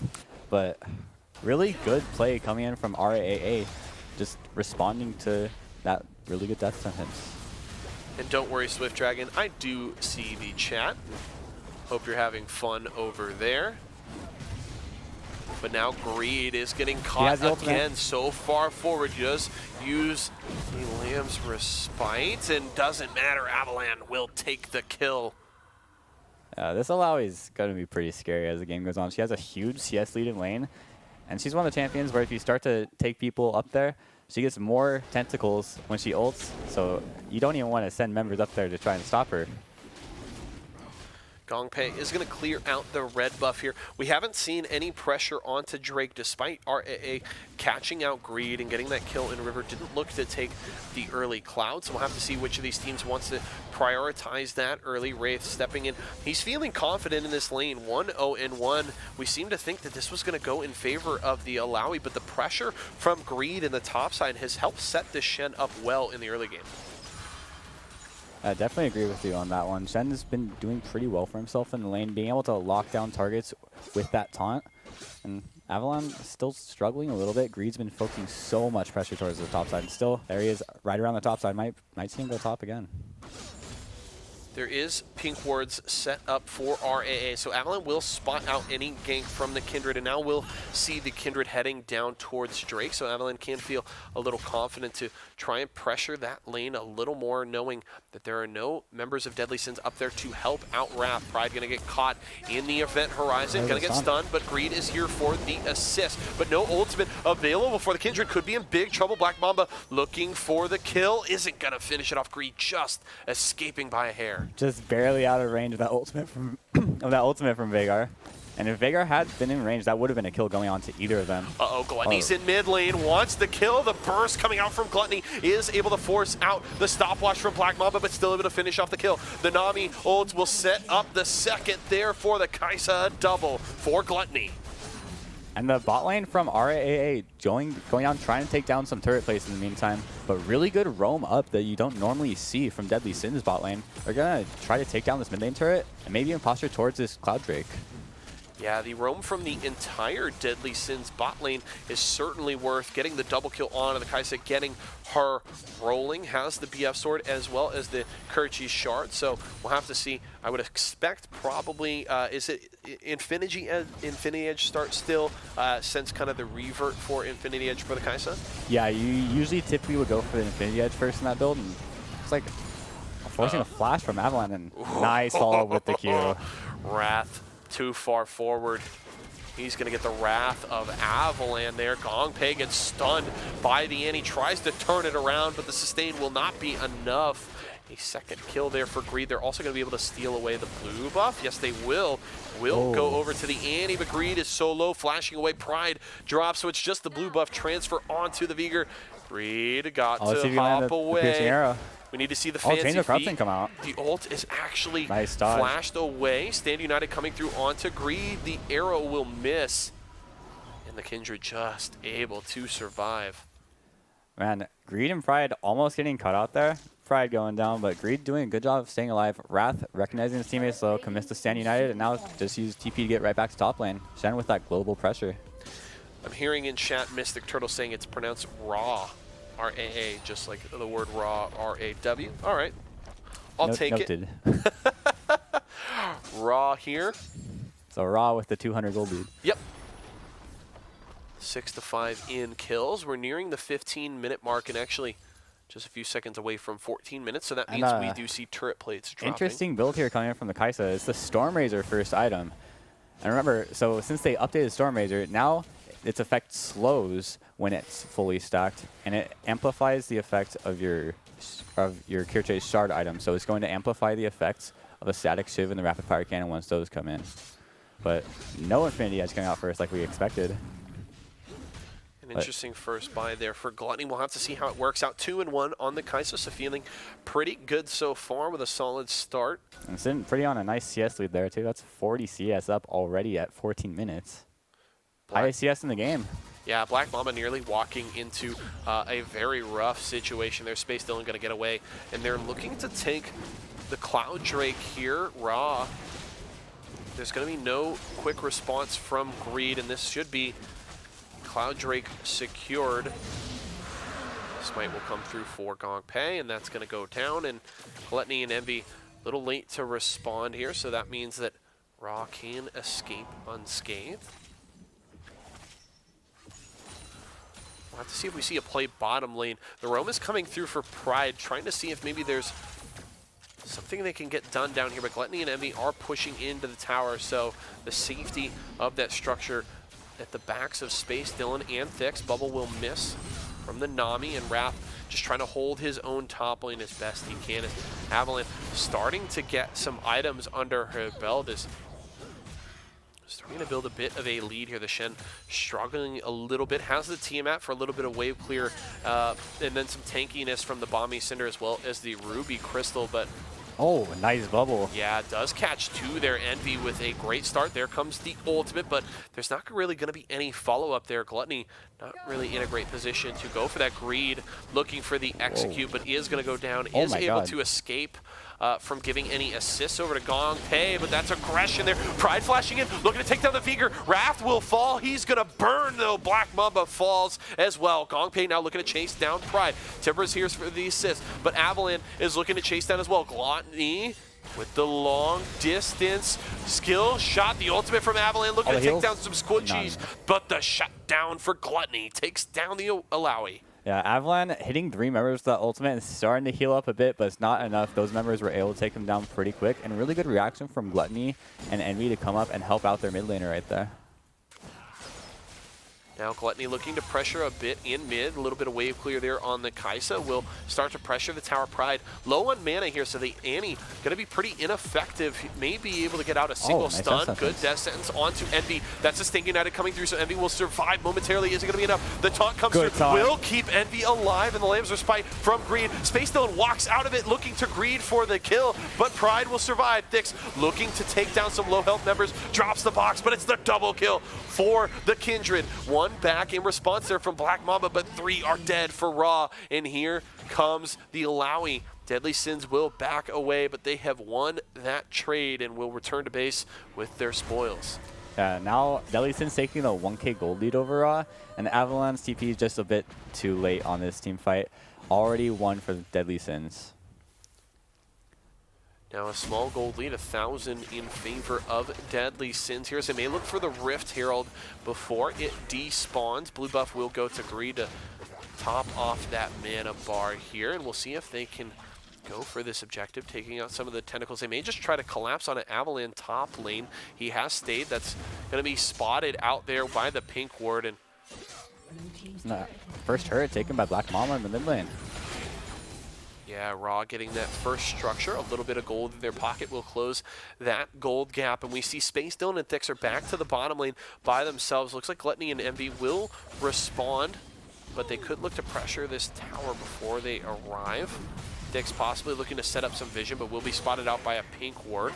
But he is able to force away the bottom lane, and Greed in big trouble now. He is able to avoid the event horizon, actually, thanks to Gong Pei, but it won't be enough to shut down for Black Mamba. Yeah, you hate to see that happen. You commit the flash and still go down, but just really good reaction from Black Mamba and Gong Pei right there. Ooh, Wraith trying to sidestep the tentacles as often as he can. Is in a rough spot now. Very low health, and Avalanche looking to threaten this tower. Has the ultimate available, so the Shen has to be very afraid. Does have the flash available. Pride's in trouble. The ultimate at Black Mamba, able to 100-0 the Annie and grab his 6th kill. And Wrath will lose his tower topside. So here comes the pressure from Raw. They have snapped the gold lead back in their favor. They're looking for the Rift Herald now before it despawns to continue to pressure the map. Yeah, I wanted to touch on Alawi. She finally picked up that Black Cleaver. She's going to be so huge in this top lane. She's already taken down one turret, and this turret's going to be going down likely as well pretty soon. She's doing so much work on her own in the side wave. Rift Herald does finally go over to Raw. They're going to be picked up by Gongpei. Could rotate right to top lane. Greed is here to try and defend, but Avalon is already nearly taking down the tier 2. It's not even 20 minutes. Yeah, they might just commit the Rift Herald now. That's a big swing here in favor of Raw. Wow, 3 turrets already for Raw compared to just the 1 that Deadly Sins has picked up, and that results in a 2K gold lead for Raw. That is going to be the Rift Herald dropped here. They're looking for an early inhibitor. They don't quite have the minion wave. I don't know if this is going to work out. It's going to get some damage onto the inhib tower, but can they get enough? They're trying to go for the tower. That's going to be Wrath. Flip back. Greed trying to survive with the ultimate, taking a lot of damage. The Rift Herald will drop before even taking the tower, but Wrath has to flash away, but still taken down by the Vigor. The tower will fall in this inhibitor subsequently, unless Gluttony can stop this. But here, with only the support of Envy, the 3v2, able to avoid the stun. Can he turn around the damage? Avalon has no mana left. Gongpei gonna get caught by the bubble, and that's a kill for Gluttony. Here comes the wave. Now they're looking for more. There's the ultimate from Gluttony. He's gonna take down a second. Oh, that's actually the double kill for Greed there, and the response from Deadly Sins gets them 3 kills. Man, this lethal tempo Kindred is popping off in these team fights. So many autos coming out from her as soon as she gets that proc of the lethal tempo, and that's just so much damage. And remember, the Raw just can't survive against that. Killer instinct there coming out from Gluttony, repositioning perfectly, and then Greed coming back from the fountain to deal out the DPS on the Kindred. Continuing to be a threat on the map here. The double marksman composition from Deadly Sins is still very powerful. Raw gets the big swing in Structure's top lane, but they cannot underestimate this composition of Deadly Sins. Cloud Drake will be even up here as Deadly Sins grabs one of their own, and now possibly looking to maybe swing bot lane to pressure. They're going to steal the blue buff, possibly get a fight here. Gongpei is nearby. Blue will go to that's a mark with the Greed. Kindred going over. Stacking up that passive on Kindred is so important because once you get 4 of those marks of the Kindred, you get an increase in your range. And that allows you to just maneuver these team fights so well. And now that double AD carry comp is coming more online as we get these items coming in and this stacks to the mark of the Kindred. There are some big deficits here in the lanes. One thing we have to note, Gluttony sitting on a 5-2-4 score has finished the second item there with the Rage Blade, and we look at his lane opponent, Space Dylan, has been largely ineffective in this game. 0-1-3, still working on a second item, but we're going to see some aggression here. Pride going to take some damage, but Gluttony able to take down Space Dylan, and the Varus is not enough in this fight. Gluttony wants more. Black Mamba has to flash away, but that's the double kill for the Kai'Sa. Can they go for more? Killer Instinct nearly available. Black Mamba trying to run away. He will not escape, but he does get a kill. Trade it back as Wraith will fall. Do we see more from Deadly Sins? They want to continue to push. There's the Killer Instinct. Gongpei going to take the Lancer just near Thix, and Gluttony will not be able to get the kill, but they can look to pressure mid. Here comes the minion wave. They've also got Tibbers. They're looking for a tower. Just right now, just Tibbers there. Minion wave isn't there yet, so Tibbers going to fall to the turret, and now they're going to looking to take this turret for themselves. Gluttony is not afraid whatsoever of Raw here, continuing to step forward aggressively and grab kills. Now sitting 7-2-5, still maintaining highest CS in the game at 180, over a 60 CS lead over his lane opponent. So we saw a big standout performance from Gluttony a week ago on the Kai'Sa on the Howling Abyss. I don't play ARAM enough. Howling Abyss. Big performance there, and it has translated over to Summoner's Rift today, so I love to see Gluttony continuing to show what he has on this champion. The Kai'Sa may need to be permabanned against him in the future because Gluttony's just looking so adept on this pick and continuing to be a threat, a big part of this lead built up for Deadly Sins. Gongpei will get the red buff. Greed will get his as well. Now we're going to have to see where the pressure comes out. Bot lane tower, tier 1 going over to Space Dylan with the push. But it looks like Deadly Sins possibly trying to set up around mid and top lane, maybe looking for an early Baron. With that double marksman composition, you do have that threat to take an early Baron quickly. Yes, you do. Marksmen are by far the best at the game at dealing damage to Baron. Baron typically has really high amounts of MR, so the mages don't usually do too good of a job of taking it. But the 80 carries with the constant attack speed and the auto attacks going on it can take it pretty fast, especially the Kindred and the Kai'Sa, just using their execute on their different abilities. And oh man, Avalon in trouble. Pride roaming up for the stun and setting that kill up there. Wraith locking down the Alawi, and that means we've got a numbers advantage here for Deadly Sins as they're looking to set up around the Baron. They're clearing out some wards, but Raw knows what's going on. They're going to be able to respond with Tibbers already used. That's the big AoE stun actually away from Pride here, looking to set up a bit of a pushback. They're sitting on a ward. At least they got the control ward down there They now. do Now get they'll it be able to down get and out clear it vision. out, but Rod just sitting there going, we can see you guys. That's always the worst when you try to set up the death brush, but you're sitting right in the middle of enemy vision.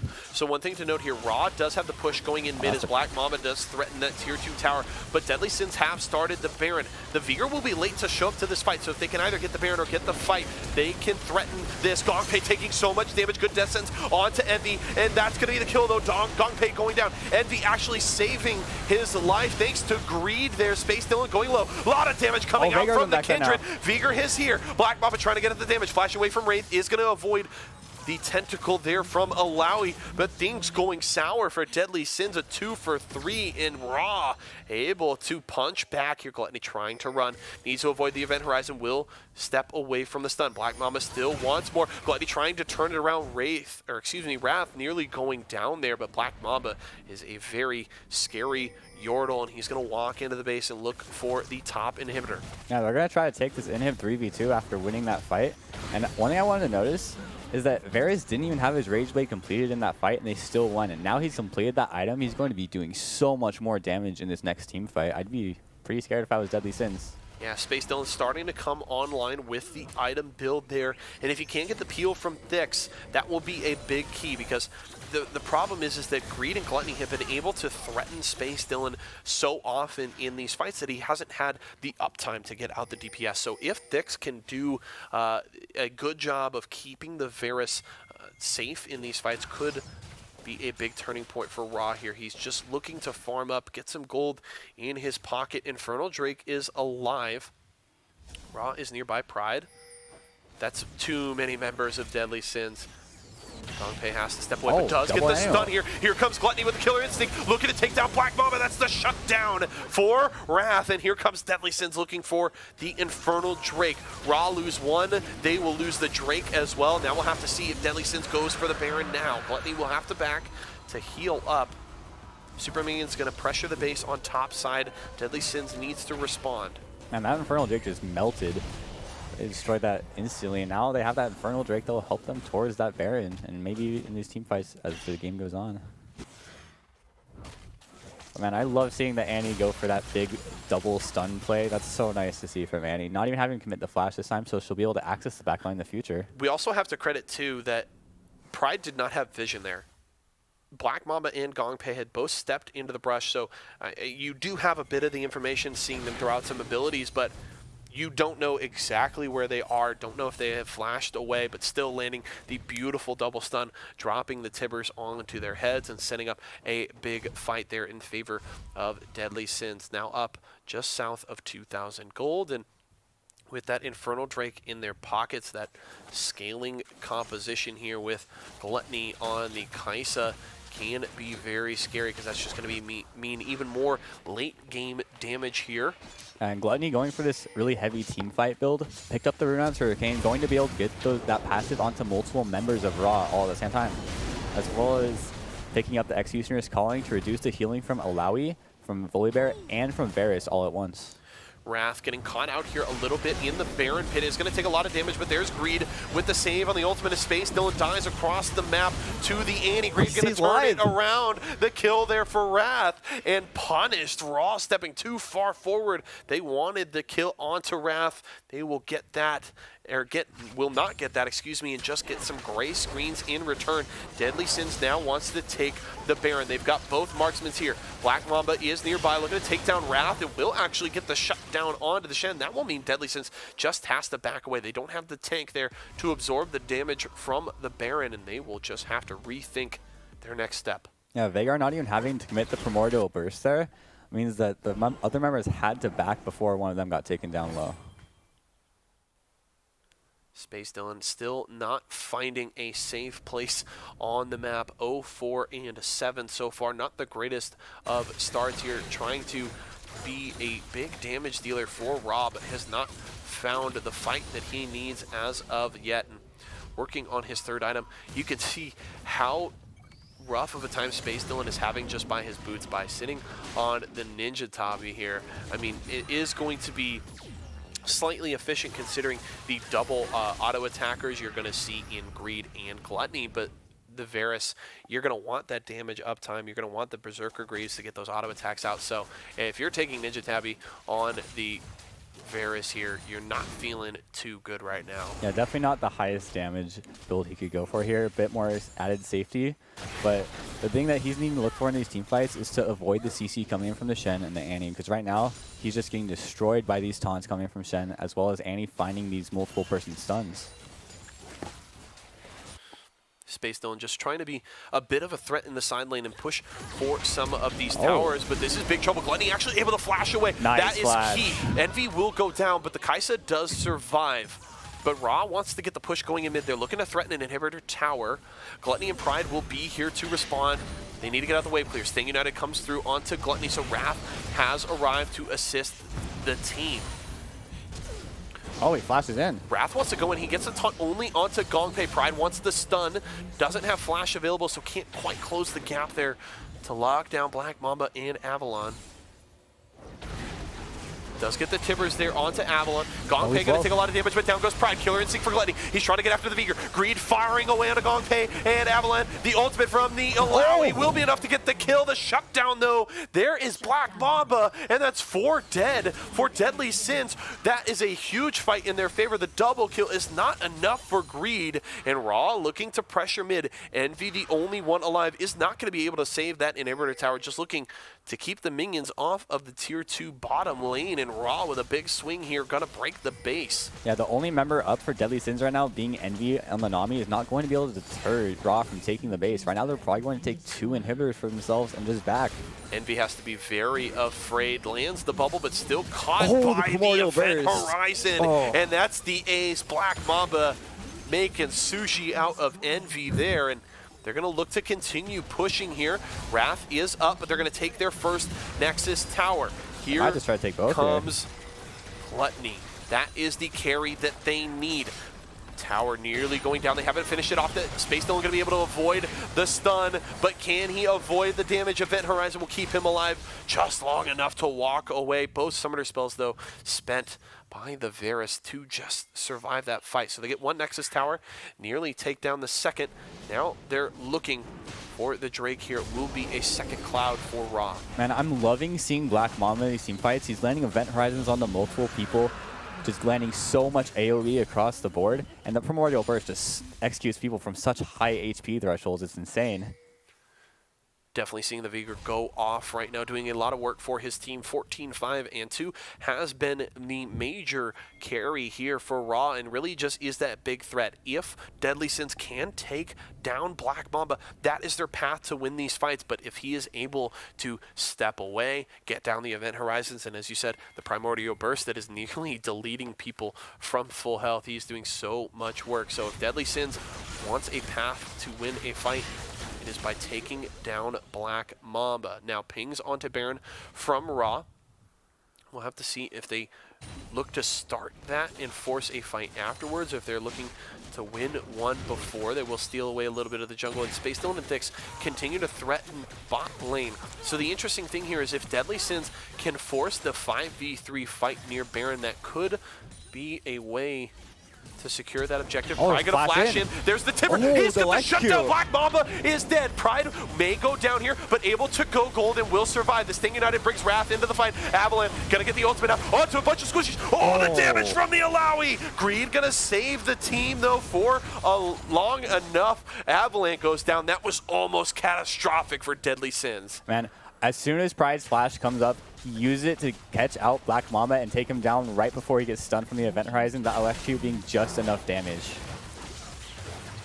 They needed to take down Black Mamba, and Pride is able to do the yeoman's work here for Blast Deadly comes up. Sins. He might try to get the steal in right Gongpei here. gonna go for the blast cone. He's way too late. Seems like he just elected not to go for it. He had no vision. There was control ward from Deadly Sins in the pit. There was no way he could have known the HP of the Baron right there. Pride looking to take down Thix, forcing out the flash from the Thresh there. Not any damage. That Baron might be the gateway for Deadly Sins back into this game. They were already down 2 inhibs, picked up their own Baron, and now might be able to take some some turrets on the map from Raw.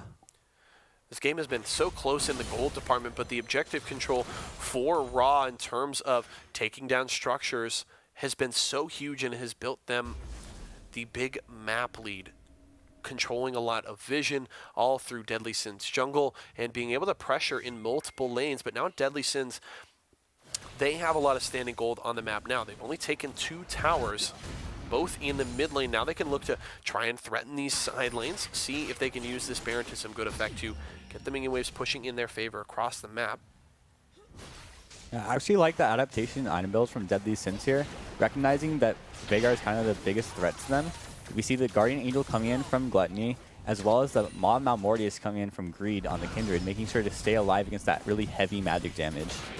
Space Dylan's in trouble. There's the killer instinct and the kill for Gluttony. There's the double stun from the Annie. Down goes Styx, the double kill for the Kai'Sa. Avalon will be able to walk away, but bleeding heavily. Raw is in big trouble. Here comes the big push from Deadly Sins. They still got the Baron available. Black Mamba is alive, has the Primordial Burst. Can he get the kill that he needs? Pride actually taking a lot of damage just King.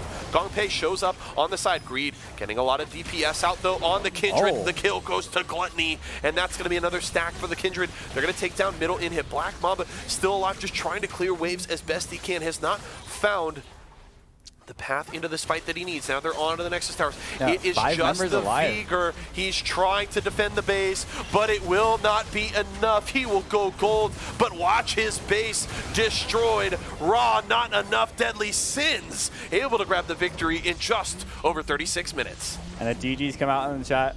Black Mamba not able to lock down the members of Deadly Sins in that last team fight, and they just run over the members of Raw.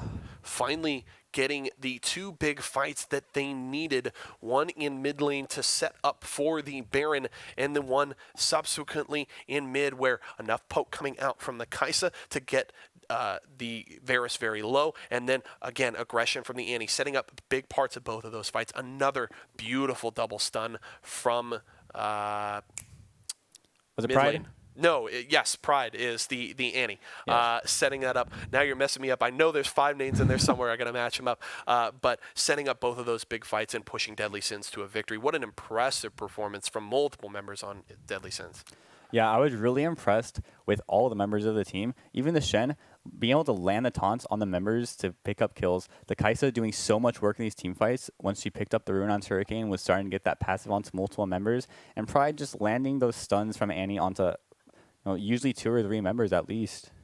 Yeah, the hard part was we saw throughout this game Raw able to control the objectives. We saw at one point, I mean, prior to that Baron, it was a 9-2 lead in towers in favor of Raw. They had broken the top lane inhibitor. They had heavily pressured down mid and threatened there just until a fight didn't quite go their way. They had control of the map, but the problem was there were just so many consistent threats on the side of Deadly Sins that Gluttony is going to come out on the Kai'Sa and just continuously be a threat in those fights. The Annie and then Greed on the Kindred, who had great plays early game to kind of get the ball rolling top lane for Wrath, getting a lot of kills there, getting the stacks that she needed to get moving. So you just, every time you turn around, you take down one member of Deadly Sins, but there's another to step up and bring out the DPS as well in the next fight.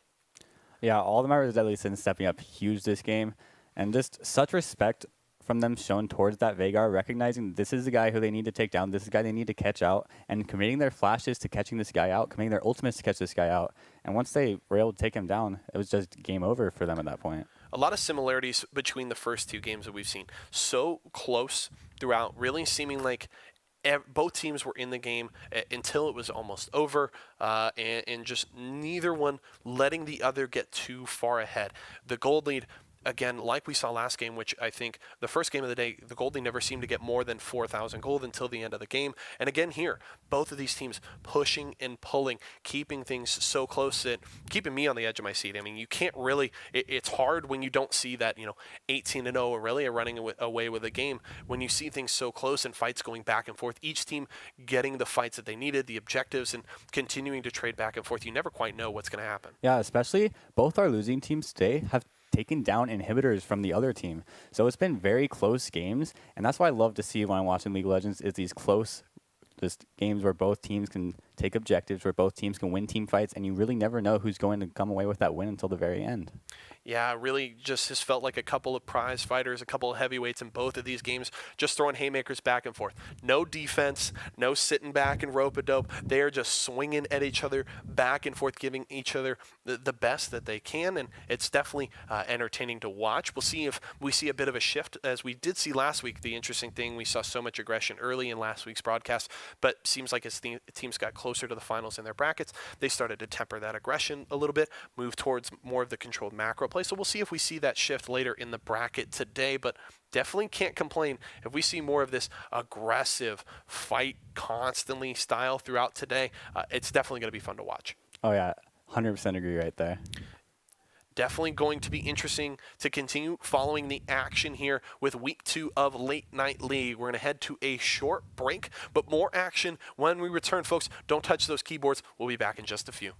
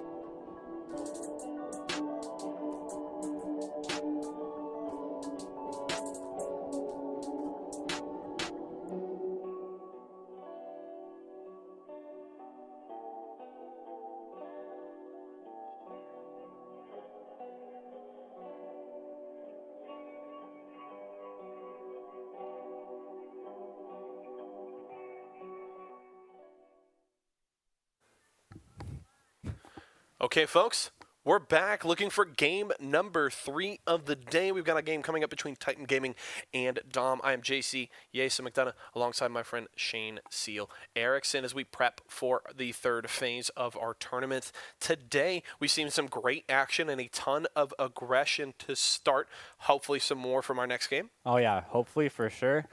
I know that, spoiler for the next game, there's a Leona, so we're seeing some huge bot lane aggression in this game, and I'm really excited for that. Some Leona into a Lucian pick. It's going to be the Leona Ezreal into Lucian Nami. Lucian Nami. There we go. So we could see some interesting things, interesting action in the bottom lane. We get a Lee Sin, which I'm very excited about. See that one coming out. So we should have some fun in the jungle. And we do kick it right into game here.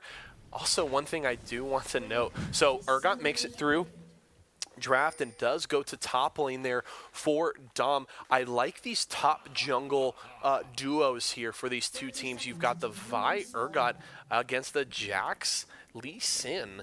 A lot of kill pressure up on the top side. Oh yeah, definitely. And to note, the Urgot went press the attack this game. He procs that so fast once he uses his W. It's going to be huge damage onto Jax if he doesn't use the counter-strike correctly in this matchup. Okay, well, Titan Gaming on the red side. Let's talk a little bit about the compositions we put together here. We talked about we may get some aggression in the bottom lane. Let's work our way up the map now. We've got the Syndra into the Orianna, a couple of champions that can have big area of effect, crowd control effects in team fights with the Scatter of the Weak as well as the Shockwave. Let's talk a little bit about the laning phase. Your thoughts on how that may shake out here early. So Syndra is usually the more lane dominant pick in this matchup. So I'd like to see, even with the Ignite here, there might be some kill pressure, maybe even a solo kill coming in, especially as we hit those level 6s and both the champions end up picking up their huge ultimates for big damage and potentially solo kill right there. But I'm really excited for the Orianna. She has 2, or actually 3 really good ways to get her ball into the backline of Dom. With Jax, Lee Sin, and Leona, she could use any of those as a ball carrier and get huge shockwaves in some of these team fights. I'm really excited to see that. Should be really fun. And let's talk about the top lane here. We actually get to see the Urgot today. Makes it through Champion Select and is picked up by Ironhide the Great into the Jax here. A couple of champions that could become menaces across the map. Maybe some split push pressure from the two of them depending on how their teams want to play around those picks. But the laning phase there, how do you think that one goes? So in top lane, Jax kind of has a slow start to the early game, and Urgot, not exactly the strongest early game champion, but having that range advantage, he should be able to win this top lane matchup until Jax starts to scale, starts to pick up that Triforce. Well, he may not win this fight now. He's going to get jumped on here. Zachary has shown up as well, and the flash is traded there. So not too bad of a trade as the Orianna will lose her flash. Zachary coming in to try and set up the kill, and the early aggression there from Titan Gaming does force out the flash on the Urgot. So we'll have to see if Abandon goes back to top lane soon to try and punish that lack of summoner spell. He is taking the Scuttle Crab now. Could go up there if the push comes through for Ironhide. The Scatter of the Weak will miss there from Link Savage in mid, and possibly Ink Savage. It's hard to see. I think it's Link Savage on the side of my screen. Link Savage up there.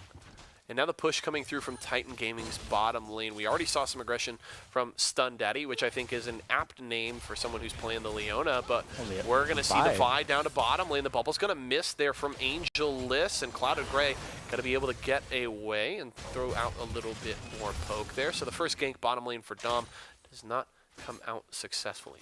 Now, one thing I wanted to note is with Orianna committing her flash on that roam, she lost so much. She already lost level lead at that time, as well as she lost some CS she could have picked up. And now, Syndra and Vi actually flashes in. Oh, Zachary in trouble, but the Scatter of the Weak misses again from Link Savage, but he still is able to get in, Ignite, and secure the first blood. But feels bad there as Link Savage could have had that kill without spending either summoner. But missing the Scatter of the Weak there does mean that Zachary is able to at least force out those sums. The Stun Daddy going to go in here on the Nami. And Nami doesn't have flash this matchup. The Ignite for Angelus. Ooh, Angelus just surviving there. The heal keeping the Nami alive just barely. Yeah, we noticed this when checking out the lobby post-Champion Select, and Angelus with heal and exhaust here. A very interesting summoner spell selection. You still have the exhaust to try and protect the Lucian, but double heal in the bottom lane, and you've already got inbuilt sustain within your champion on the Nami. Maybe just a miss, not realizing it, I would hope. Yeah, I'd imagine that was kind of just a misclick. Usually, especially against the Leona, you want to have that flash so you can get out in case she ever gets on top of you. Because right now, Angelus is probably going to go down to any time Leona can land that Zenith Blade. Well, Cold Nightmare got up to top lane, but the counter gank from Abandon will actually keep Train just barely alive. Just escaping from that gank from the Vi. Abandon possibly looking to get back into the top lane here, but Ironhide will back away, and no kills top side there. The only kill on the board is Zaccarai falling in mid lane to Link Savage, but Stun Daddy looking to change that a bit, getting out some damage here on a Mild Turtle. A little bit of burst from Clouded Gray, but the Lucian will be able to back away thanks to the sustain of the Nami. But one thing to note, low on mana here. Angelus isn't going to be able to continue to top off the Lucian's health, so this lane could really start to swing in favor of Titan over the next couple minutes. Another Zenith Blade there from Stun Daddy. Burst coming out from Clouded Gray. Good poke with the Mystic shot. Mild Turtle has to back away once more. Continued aggression bot lane. This guy proving his name as Stun Daddy. He's landing all of these roots from the Zenith Blade and following up with the immediate stun.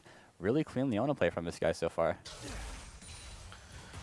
Mild Turtle just trying to hold on in this lane right now.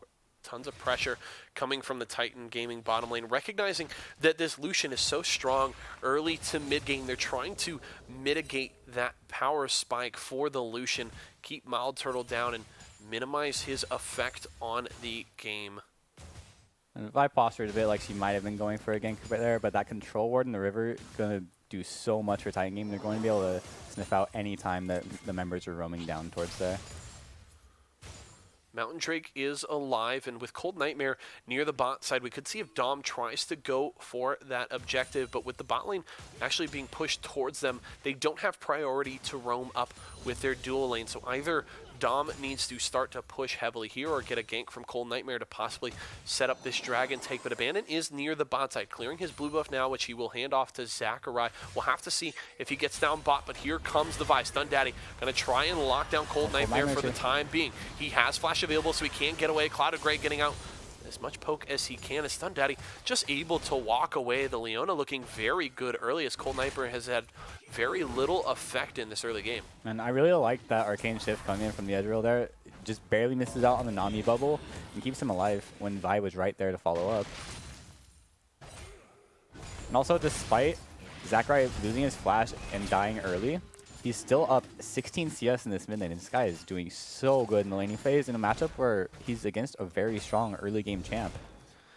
Yeah, it seemed like Link Savage has not been quite on point with the skill shots so far, has not been able to punish that inherent range advantage you have with the Syndra, with from how far away you can land that stun and then set up further damage with the balls. So Link Savage not really punishing the Orianna so far, is going to land it that time, and the damage follow-up is pretty good there, but Zaccarai tries to trade back. Good bubble bot lane, but Angel List doesn't have his Lucian with him here. He's also run quite a bit low on the mana there, so might have to force a recall pretty soon. We could possibly see, it would be risky, but we could see a bot lane dive here just in the 2v2. Stun Daddy just hit level 6. Looks like they're going to back instead. They don't want to go too aggressive, are content with the lead that they have now. Will go back to spend the gold in their pockets.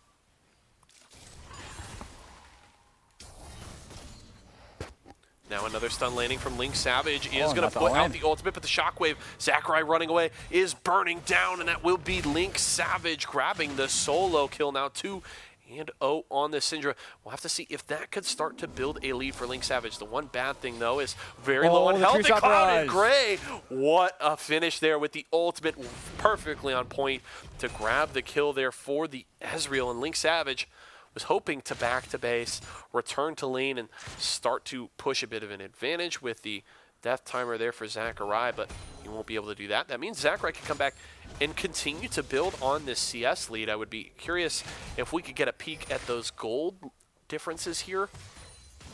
just to see. Oh, Leona landing another Zenith Blade, and that now the Solar Flare coming out too, man. Yeah, big trouble from Mild Turtle. Forced the flash away is the Ignite is down. So even with the 2 kills over to Dom's mid laner, that is only 100 gold lead essentially for Link Savage. So Zachary keeping up in the CS department and leading in that spot as well. As the ultimate, that's going to be the Jax into the meat grinder. Ironhide grabbing the solo kill top lane as Mountain Drake will go over to Titan Gaming, the early move for the Lee Sin.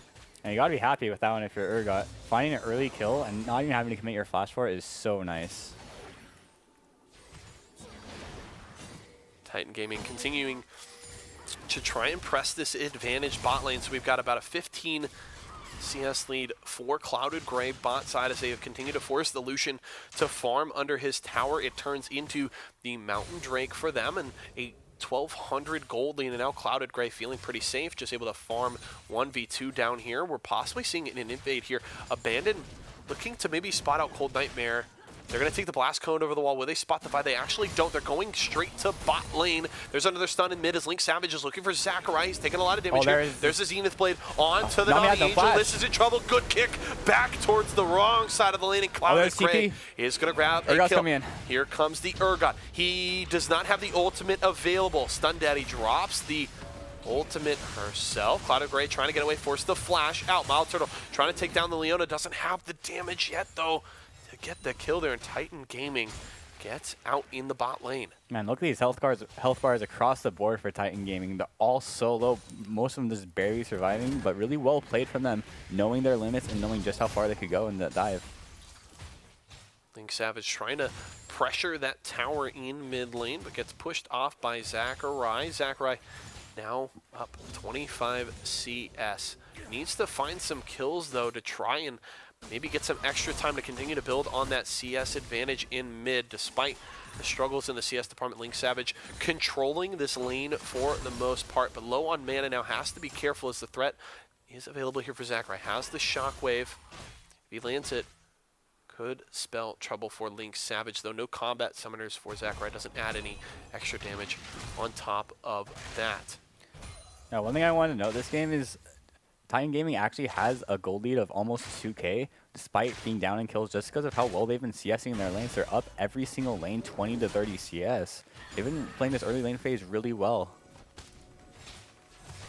Definitely looking strong here out of the gate, controlling the early game against Dom, who has been put on the back foot. They've got a few kills, but mostly that has come through mid lane, where Link Savage has been able to find Zachary pushing a little too far forward and has the damage to finish it off. But outside of that, Titan Gaming controlling the map, controlling the CS, and continuing to build on a lead that is about 2,500 gold now, approaching 3,000. And Abandon has looked good early, trying to move around the map and set up his team, securing the early Mountain Drake as well.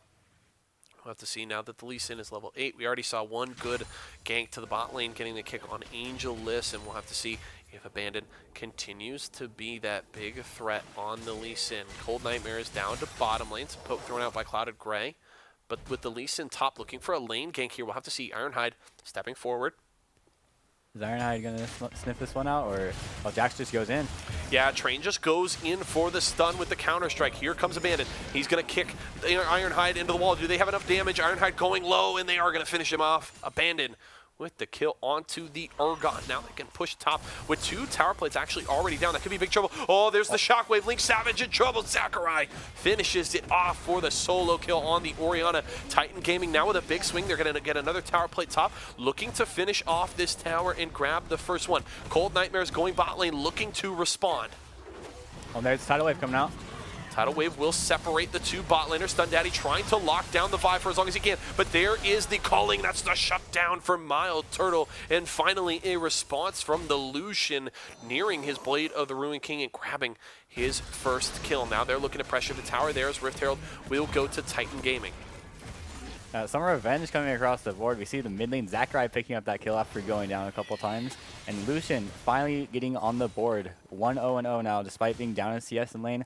Finds a really good gank from Cold Nightmare. And they managed to split up both members with the Tidal Wave and force a pretty bad arcane shift out of Clouded Gray. So one interesting thing to note here as The ultimate from the Ezreal, just clears out a little bit of the wave. The Rift Herald actually was given to Train here, and Trade is heading towards the bottom side. Clouded Grey, look, they may go for a 3-man push bot lane to try and knock down another tower here. Urgot will go topside to respond. Okay, we may see Clouded Grey. Looks like it's going to be a lane swap here for Titan Gaming, possibly. The Drake spawns soon, so we'll have to see what they're trying to focus on. It appears like it may be that Drake, and possibly look to drop the Rift Herald bot subsequently, maybe threaten mid. It is a second Mountain Drake, which will just increase that tower threat from Titan Gaming. Yeah, picking up that second Mountain Drake is going to give them so much ability to take down turrets. The Jack's already good on that split push on his own, but with 2 Mountain Drakes, he's going to be melting these turrets, as well as it'll open them up to later take down the Baron and future Drakes. Oh, great ultimate from Stun Daddy will lock down 2. Link Savage is low. Down goes the Vi, the double kill for Zacharai. And here comes the rest of the team. Abandon will secure the kill onto Angelus, and that will mean the rotation to mid. The Rift Herald drop from Titan Gaming in a huge swing in favor of the red side. Already up over 5,000 gold, looking to balloon that lead as they'll take down Tier 1 in mid, looking to push for the Tier 2. Mild Turtle is here to defend. Ironhide still up on the top side, though, not assisting the team. They can continue to push here. That's the slow on a Mild Turtle. He will take a little bit of poke from Clouded Grey. Where's the Coin coming out? Flashing nice in, flash. the kick, and in goes Abandon. He's going to take down the Lucian. The shutdown will go over to Angelus, but the Rift Herald still got the charge onto the tower. That will mean that Dom can save their inhibitor tower for now, but still a huge gold swing there. 6K lead for Titan Gaming. And meanwhile, Soul Kill going over in top lane. Train does take down the Urgot. Ironhide goes down. He did try to tower dive. Not exactly what you want to do at this point in the game. You're not tanky enough to deal with that turret as well as the Jax. But man, I love that team fight coming from Titan Gaming. Such a good ball delivery from Leona. Orianna managed to get a shockwave onto, I think, 2 or 3 members of Dom and just instant won the fight.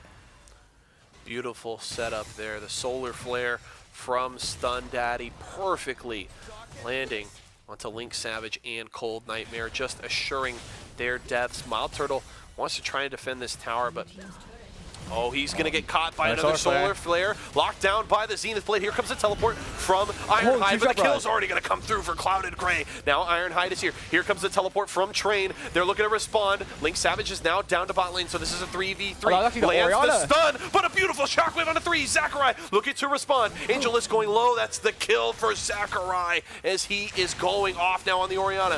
Ironhide taking a lot of damage. Doesn't quite have the magic resist he needs. Good Scatter the Weak from Link Savage, but no follow-up means that Titan Gaming continue to control the play in bottom lane with 4 members down here. And correction for myself, gotta remember Zacharai also has the teleport. So Train did TP bot. We got the teleport from Zacharai down to the bottom lane to help set up that big play. Now they're looking to continue to threaten this Tier 2. Low health bars for the Dom lineup here, and with Abandon having the kick available, they can go for the threat, but that is the teleport from Train this time around. It's actually canceled, though, immediately by the Vi, so Train will not get down to the bottom lane. 4v4, Clouded Grey just trying to throw out as much poke as he can. Zacharai already has the shockwave available again, and with low health bars on Dom, they've got to be very, very careful. Train looking to bait in Cold Nightmares, but that's going to be the ultimate from the Vi. Can Train trade back? He won't. That's the kill for the Vi. Oh, that Conqueror Sustain almost kept him alive there, but Vi having just enough damage will actually take him down. Oh, Solar Flare catches 2. They're going for the dive. Zacharai with a kill. There comes the second for Abandoned. Stun Daddy will just go down, but that's still 3-4-1 in the bottom lane. What a big swing here. Dom continuing to struggle to handle the aggression from Titan as they continue to take fight after fight. They're looking to continue to pressure this Tier 2. Clouded Grey throwing out poke at will onto Ironhide. Doesn't look like he'll be able to defend this tower for long. Cold Nightmare is on his way. Doesn't have the ultimate available. The tower will fall in favor of Titan gaining their 5th here in just 19 minutes. And Zacharai finding so many shockwaves this game onto multiple members. He's doing such a good job with the Orianna this game. I'm loving it. Dom maybe looking to respond here. Clouded Grey is going to back to base, and some vision going to be cleared out there by Abandon as he will take the Scuttle Crab, and they'll set up for what will be a third Elemental Drake. It will be a third Mountain here if Titan can secure it. Baron spawning in just 30 seconds, so now the play will be around these big neutral objectives. Dom does not want to give up this triple stacked Mountain. It has already been trivial for Titan Gaming to take down the structures that they want with triple Mountain. I mean, just a strong breeze will be knocking down the towers of Dom. They're starting to try and set up vision around this Drake that spawns in less than a minute. Train up top side, looking to get the push going and see if he can get a little bit of a cross-map threat. Now, Train has a TP, so if there is a fight that breaks out around this third Mountain Drake, they actually might be able to TP right back in. Tidal Wave comes through, but they're already on to Link. Savage, down he goes, Sakurai with another. Here comes two more, the double for the Orianna. One for Clouded Gray getting a second, and there is Sakurai with more damage. Abandon gets the kill, the ace, and now they're going to grab the Mountain Drake. Man, that clean ace coming in from Titan Gaming. That's going to be the Mountain Drake, and since they have 3, they might just go right over to the Baron. They can take it down with 3, with the triple Mountain Drake stock already. Triple Mountain Drake, as well as plenty of damage for big DPS threats on the side of Titan Gaming. This will be an easy Baron secure, an 11,000 gold lead for Titan Gaming. An absolutely insane performance from them so far in the first 20 minutes of this game, just dominating all across the map. They grab the Baron immediately after it spawns, and they are just smashing their way through this game. Yeah, man, I'm super impressed with Sakurai in these team fights. Another triple Shockwave, 3-man Shockwave. Almost every single fight, it seems, from this guy. He's finding the correct ball placement. He's able to mask it with other champions, with minions, whatever he needs to. He's able to find that ball in the perfect spot every single time, and I love it. Standout performance from Sakurai, who we saw struggled in the laning phase, gave up the 2 kills early to Link Savage, but since then 7-0-8 score after giving up those 2 kills, continually setting up the beautiful shockwaves and setting up his team to succeed in these fights, and will continue to be the linchpin of this Titan Gaming composition.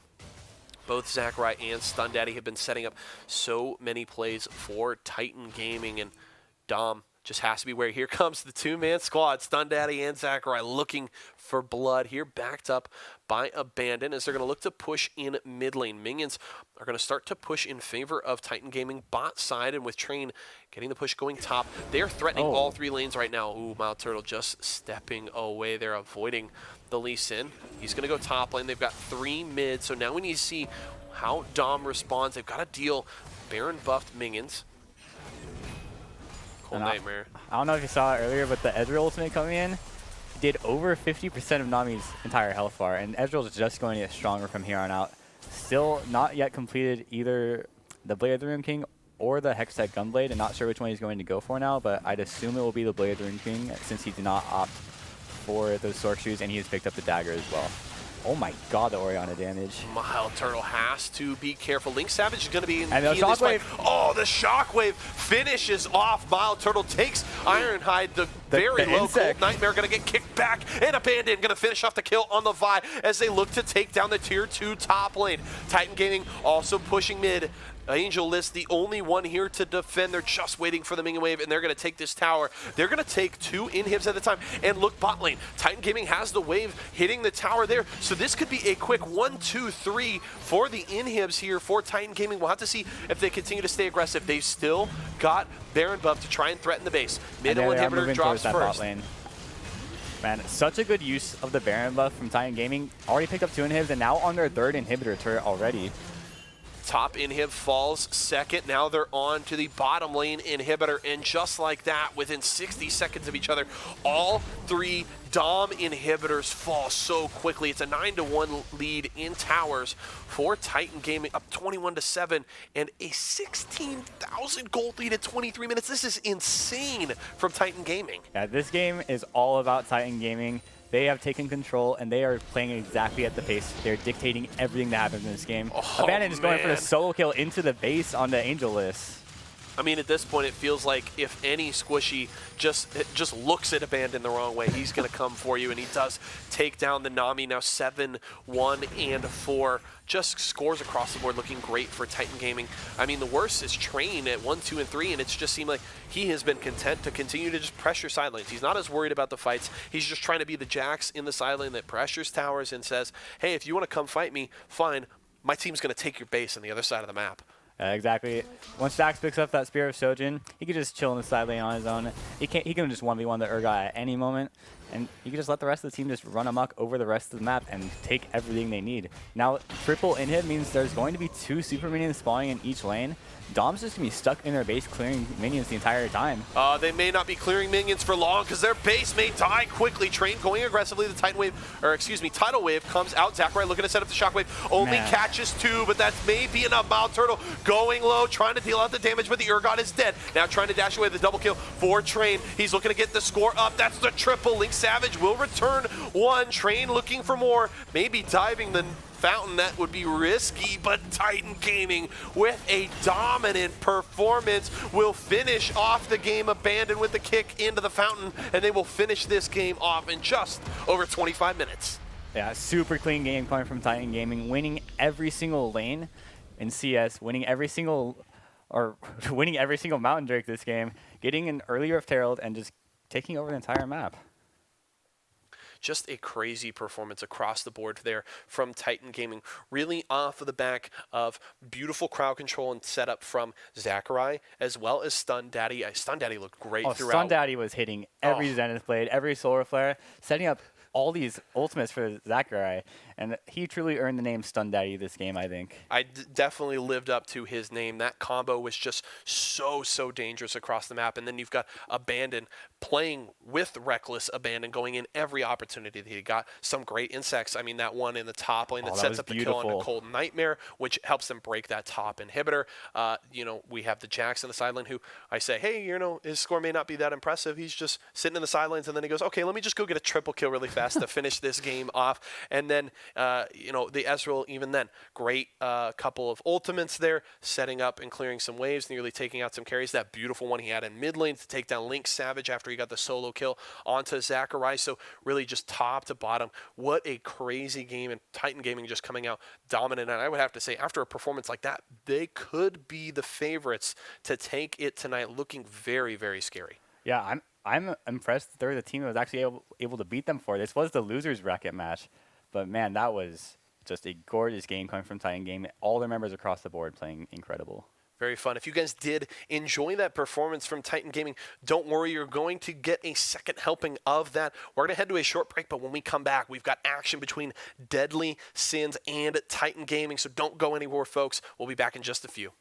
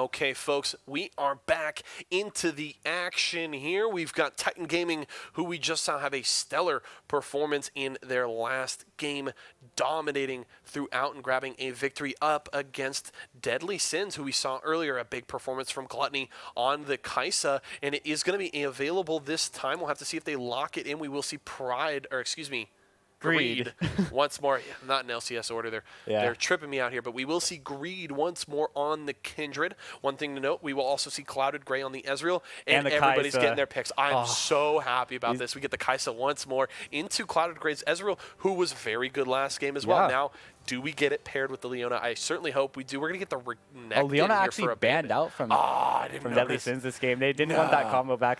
I get it. Get Stun Daddy off that champ. He's too good. Priority bans there to support top and jungle, so we won't see Rengar on the Lee getting Sin. picked up this game. We haven't seen Rengar yet. I'm excited for that. An interesting shift. The hover here on Thresh. Stun Daddy certainly can do more of what he did last game on the Thresh. We'll lock that in, so the Thresh Ezreal bottom lane, and we'll have to see what Envy wants to take here to pair with the Kaisa. We did see the Nami last time around. And there we go again. All right. Beautiful combo. Nami sets up Kaisa so well. He keeps her healthy through the laning phase, and then can set her up with the tidal wave for that killer instinct as we get into the later stage of the game, and she could just jump right in and run over a team fight. Going to be interesting to see how this one plays out. I love the fact that we get to see some of these players on their best champions. Again, I will watch Gluttony play Kaisa any day. He's just been so impressive every time I've seen him. And the Orianna taken off of the board here. We won't see Zachary on that pick 2 games in a row, so we'll have to see what he shifts so good on it last game. I'm not surprised at all that Deadly Sins wanted to ban it out. Sadly, we don't get to see some incredible shockwaves again this game, but still plenty of other good mid lane champs that we could see get picked up from Zachary. And maybe mid lane bans coming over from the other side too. Neither team having picked their mid yet are going to just take a few other top tier mids off the board right now in the Lysandra ban as well. Yeah, the Lysandra is something that we saw her wave clear nerfed on this last patch, so not quite as high presence on 9.7 as she can't push out and clear the waves as easily here, but still good flex pick there as the Sylas is going to be taken off of the board. Now, Sylas also getting nerfed with patch 9.7, so we're seeing some of these nerf champions still end up getting banned, but one thing that I'm surprised by in this game is Kayle has not been seen in champ select at all. She wasn't banned and hasn't been picked by either team. Neither team has picked their top laners yet, though, so it could still end up going to either Train or Wrath for the side of Deadly Sins. One thing we'll have to keep an eye on here for Zachary. So we talked about the Orianna taken off of the board, but something he has been playing a ton in solo queue is the Ahri has a 60% win rate on that. So we'll have to see if he wants to bring that out. Seems like a fairly diverse champion pool for the Titan Gaming mid laner. We're going to find out now what he's matched up into. We'll play against the Syndra for the second game in a row, as that one will go over to Pride, not running the Annie this time around, getting the Syndra. Yeah, despite Annie not coming through in any of the bans, Deadly Sins and Wrath specifically saying, or Pride specifically saying, I want to play the Syndra this game, and now actually Cassio as the answer from Zachary, and Syndra should actually win this matchup in the early game. She can just stun up the Cassio with that Sky of the Week and set up so much for their jungler. We get the Scion here for Train, and I hope that he has the Mecha Zero Scion, because then he can bring in the Pain Train with his ultimate. Would be a perfect name skin synergy from the Titan Gaming top laner there. We're waiting for the final pick here from Deadly Sins. It will be the Malphite locked in here. So talk about a go button here picked up by Deadly Sins. So I'm hoping that we aren't going to be watching this top lane matchup the entire game, because Malphite versus Sion is kind of just a big wet noodle fight the entire time. Nobody's likely to die in that. Just gonna put me to sleep up in the top already lane. getting tired just talking about that matchup. But at least some explosive ultimates. Malphite, if he can land a 4-man knockup in a fight, that's just going to win them the entire game, especially with the Kaisa also able to jump in off of that knockup. You get the follow-up from the Kaisa as well as the Syndra. That unstoppable force is going to be a great setup for Pride to land some big scatter of the weeks, try and stun multiple members there of Titan Gaming. So certainly the combo there is going to be Wrath into Pride to set up Deadly Sins for success in the team fighting phase. Let's look at these compositions, win conditions a little bit here. We've got some, as we already mentioned, some great team fighting set up there from Deadly Sins and the go buttons there as well. But over to Titan Gaming, we get the Thresh, Ezreal bottom lane, and a couple of solo lanes that were big carries. Zachary was a huge performer, and he's got the Cassiopeia now this time around. You talked about the lane matchup will probably go in favor of the Syndra, but last time around, that didn't matter. He was able to have big effect with the shockwaves on the Orianna, and now he has the Petrifying Gaze on the Cassiopeia, so we could possibly see a similar kind of setup here for Zachary. Yeah, if Zachary can get some really big R flashes in these fights with the Cassio, because the Petrifying Gaze can stun multiple people, can catch them off guard, and that could just solo win them a single fight. But he has to be careful. The Malphite, the unstoppable force this game, if you're a Cassio, you have to be able to flash that, or you're just going to die. That knockup is huge, so much damage. And they have to all be worried about that on the side of Titan Gaming this game. So that seems like that could be kind of the sticking point there for Zachary, as you want to kind of play aggressively with the Petrifying Gaze, trying to flash in to get that, but you're going to trade out that flash for less safety when the Malphite is anywhere nearby. So we'll have to see Zachary trying to play around where the Malphite is on the map, maybe trying to play aggressive and stay away from the Malphite as much as he can. Let's talk a little bit about the jungle. We get the Rengar here from the side of Titan Gaming. Not the Lee Sin this time around, but still something that can be a big damage threat. Can try and get some access to those backline targets, and we saw a great performance last time around with the Lee Sin, but the Rengar coming out this time, do we see kind of another similar setup, maybe a similar style from Titan Gaming there? I'm sure that we're still going to see a lot of aggression coming out from Abandon on this Rengar this game, but I'm not sure how I feel about it into the Kindred pick. Kindred, able to pop up that ultimate, is going to be able to keep whoever Rengar jumps on alive. So I really don't like the Rengar as a reaction to the Kindred, but if he can kind of play opposite side of the map from this Rengar, or from the Kindred rather, he's going to be able to do so much work with this Rengar. So many squishy members, because pretty much the only member who's not squishy on the side of Deadly Sins is the Malphite in the top lane. Everyone else is vulnerable to that Rengar. And I'm really excited to see what he can do once he gets that ultimate at level 6.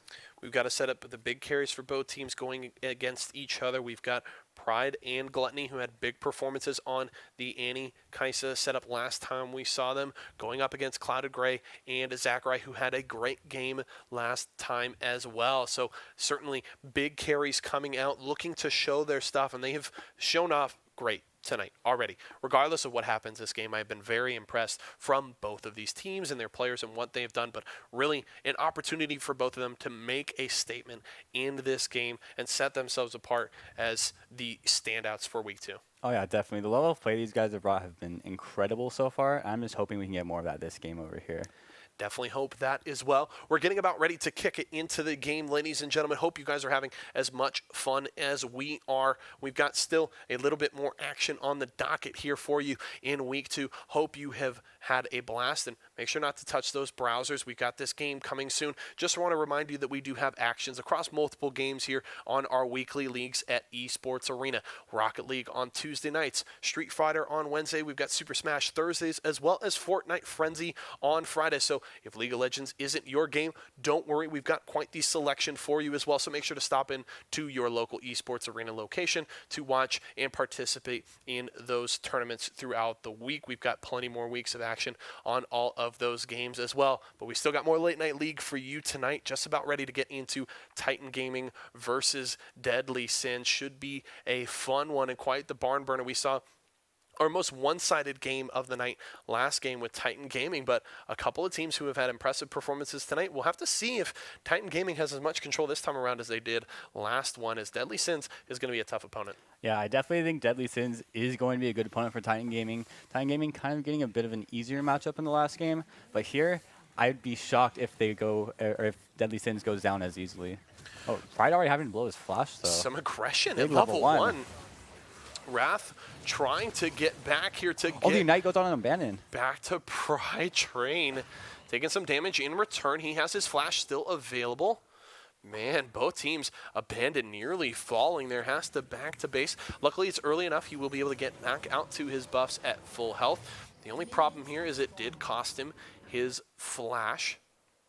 Yeah, and now Abandon going to be a bit late on starting with that jungle clear. So, and being down his flash as well means he's not going to be able to have a huge presence in this early game. As Rengar especially, you aren't able to get really good ganks off until you hit that level 6. So I really want to see how Abandon kind of recovers from losing his flash so early on, but Also have to note, Abandon did use one of his pots, so that's a little less sustain here. I gotta love, we can still see chat on the screen, and Greed saying, invading is cheating there in chat. I love it. I love it. Gotta have fun. Hopefully these two teams are having a blast playing here. It certainly has been a joy to watch them go after it, and action starting off from the game could be just an early appetizer for what we may get in this matchup, as laning phase has kicked off here. Both junglers starting off on their respective red buffs, looking to get the clears on those sides. Looks like Kindred is actually going to go straight to the opposite scuttle here. So maybe a little bit of a mind game here from Greed. Abandon, I would assume, is probably expecting Greed to go straight to the marked scuttle crab on the top side and not thinking that Greed will go across. But this should be a double scuttle start possibly for the Kindred. We'll have to see if Abandon goes there. Abandon looks like he's going towards that top scuttle right now, and he is. Interesting. This is a Greed just losing that trade, possibly trying to mind game Abandon into the double scuttle start, but it will actually cost him that first stack. Yeah, that's pretty huge on Kindred. Getting those stacks in early so you can get that range upgrade is super important, and for him kind of choosing to opt not to go for that mark is interesting here, I think. Wrath taking some early damage there from Train. And Train pulling away with the CS in this lane early, and nice death sentence. Yeah, the Grasp of the Undying doing some work for the Scion in the laning phase. Wrath elected to take the Comet for a little bit more poke, but that less sustain means these longer trades can continue to go in the favor of Train, as Zachary and Pride pretty even in the mid lane so far. Now we see both junglers. So, okay, Abandon is up to the top That was side a as the heal death sentence coming in from lands Gluttony. there. Yeah, Gluttony using the heal. The stuns. Stun Daddy. Landing those death sentences, continuing to live up to his name. And Zachary forced the flash away in mid as Greed shows his face out of the brush with interesting. I honestly don't think that flash was necessary. Pride had no mana, but maybe Zachary not quite realizing that and taking the safe route to flash away here. Here comes Abandon. Jumping in though, but isn't going to get onto the Malphite. I liked what Abandon tried to do there. He tried to use the smite to kill the minion so he could get the Bola route onto the Malphite, but doesn't quite land it there. But really good effort from him. Bottom lane starting to push in favor of Titan Gaming here. Clouded Gray looked very good on the Ezreal last time around the True Shot Barrage, securing him his first kill as he was able to take down the Syndra in mid. We'll have to see if he can use that ultimate to the same effect this time around. Wrath again going to continue to eat the axe here from Train's Scion, and he gets the grasp proc there. So Train just controlling this top lane and has built an enormous CS lead for this early in the game. Pre-5 minutes, he's already up nearly 20 CS on the Scion. So we talked about that top lane being maybe a little boring, a little yawn-inducing, but while there may not be any kills going either way so far, it has been plenty of action up there. As Gluttony doesn't have the heal there. Man, what a death sentence there. And the Ignite will mean Gluttony is so low, possibly forced to back, although Titan will return to base themselves. So the Kai'Sa will be able to stay safe and clear out these waves and stay a little longer in lane as Train will secure his first tower plate top lane just after the 5-minute mark. 5 minutes, so early on the tower plate. Train really running away with this matchup in the top lane. Landing those decimating smashes onto the Malphite, landing the shouts as well. This guy's doing really well in this matchup. Train, who on the Jax last game, we didn't see very much dominate in that game, but was able to get the triple kill at the end, kind of boost that score line and set up that game-winning fight. Now Train looking to kind of make a statement here in game 2. He actually spots out Greed here. Greed taking a lot of damage, has the flash available. Here comes Pride, is going to land the Scout of the Week. Wrath, coming in for the collapse. That will be first blood to Greed. Will get the stack onto Train, and Train, who has dominated the laning phase, will get punished for stepping a little too close to the Kindred. Yeah, really good turnaround from Deadly Sins. Both Wrath and Pride roam up to help their jungler when he gets jumped on. He was low. Honestly, I thought he was going to go down to Scion, but really good job from Pride, recognizing that his jungler needed help and reacting. Stun Daddy and Clouded Gray continuing. Oh my gosh, are you kidding Stun me? Daddy. Threading the needle with the death sentence through the minion wave, catches Envy. Envy did not see that coming. Takes the hook to the face, and man, looking for another, trying to predict the sidestep from Envy. Won't land, but Abandon his bot lane. They're going to drop a pink ward. Okay, Stun Daddy's looking for a death sentence here. We may get some action bot lane. Gluttony going to step forward. Oh, he actually steps out of the Abandon actually is still unspotted. Yeah, they definitely don't know. Flash play, jump in from the Renekton, or excuse me, the Rengar, another R champion, but Clouded Gray going to get the kill onto Envy as the Nami is locked down. And Stun Daddy just using the style flash there, flashing it in place just to assert dominance here, still landing the death sentence onto Envy and still picking up a kill for his team. I'm loving Stun Daddy's play this game and the last game. He's shown such good skill shot ability with his champs, and I'm really impressed. As a support main, I am all about watching these playmaking supports go out and style on people, set their team up for success. And Stun Daddy has had honestly probably the most impressive support performance that I've seen so far in this season of Late Night League. Oh, yeah, very good on the Leona, and starting and immediately coming out of the gate here in his second game on stream. We're gonna hear some cowards. Showing off more unstoppable force. Train trying to get away, will flash and use the ultimate, so will be able to escape, but does cost that summoner spell top lane. So Wrath and Greed setting up for a fight top, nearly take down the Train's Scion. up 40 CS in this top lane matchup. Dude is just smashing the lane. Even gets ganked, just commits to flash and ultimate and gets himself out to safety. But this guy's playing so well so far. Is Render gonna? Oh, he's got smite. He's fine. I mean, at this point, Wrath is getting barely over 5 CS every 2 minutes. He's averaging less than 3 CS a minute. This is insane dominance from the Scion in the top lane. Wrath has just not been able to handle the pressure from Train. Yeah, I think part of it could go over to the rune choice. Grass the Undying much better at helping you sustain in lane. Maybe Malphite should have opted for that as well this game. He went for the Comet. It does give him a bit of poke, but it doesn't really seem like poke is what he needed in this matchup.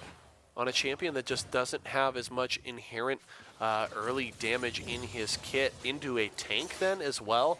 Just seems like Wrath overestimating what he could do to the Scion, who is a very big boy, and Grasp is a traditional selection for the Scion. He can go, I believe he goes Glacial Augment every once in a while as well to kind of stick onto people, but Grasp is the standard for that Keystone, so you need to kind of understand that Train is going to have that inbuilt sustain, and you're not really going to be able to poke that big boy out.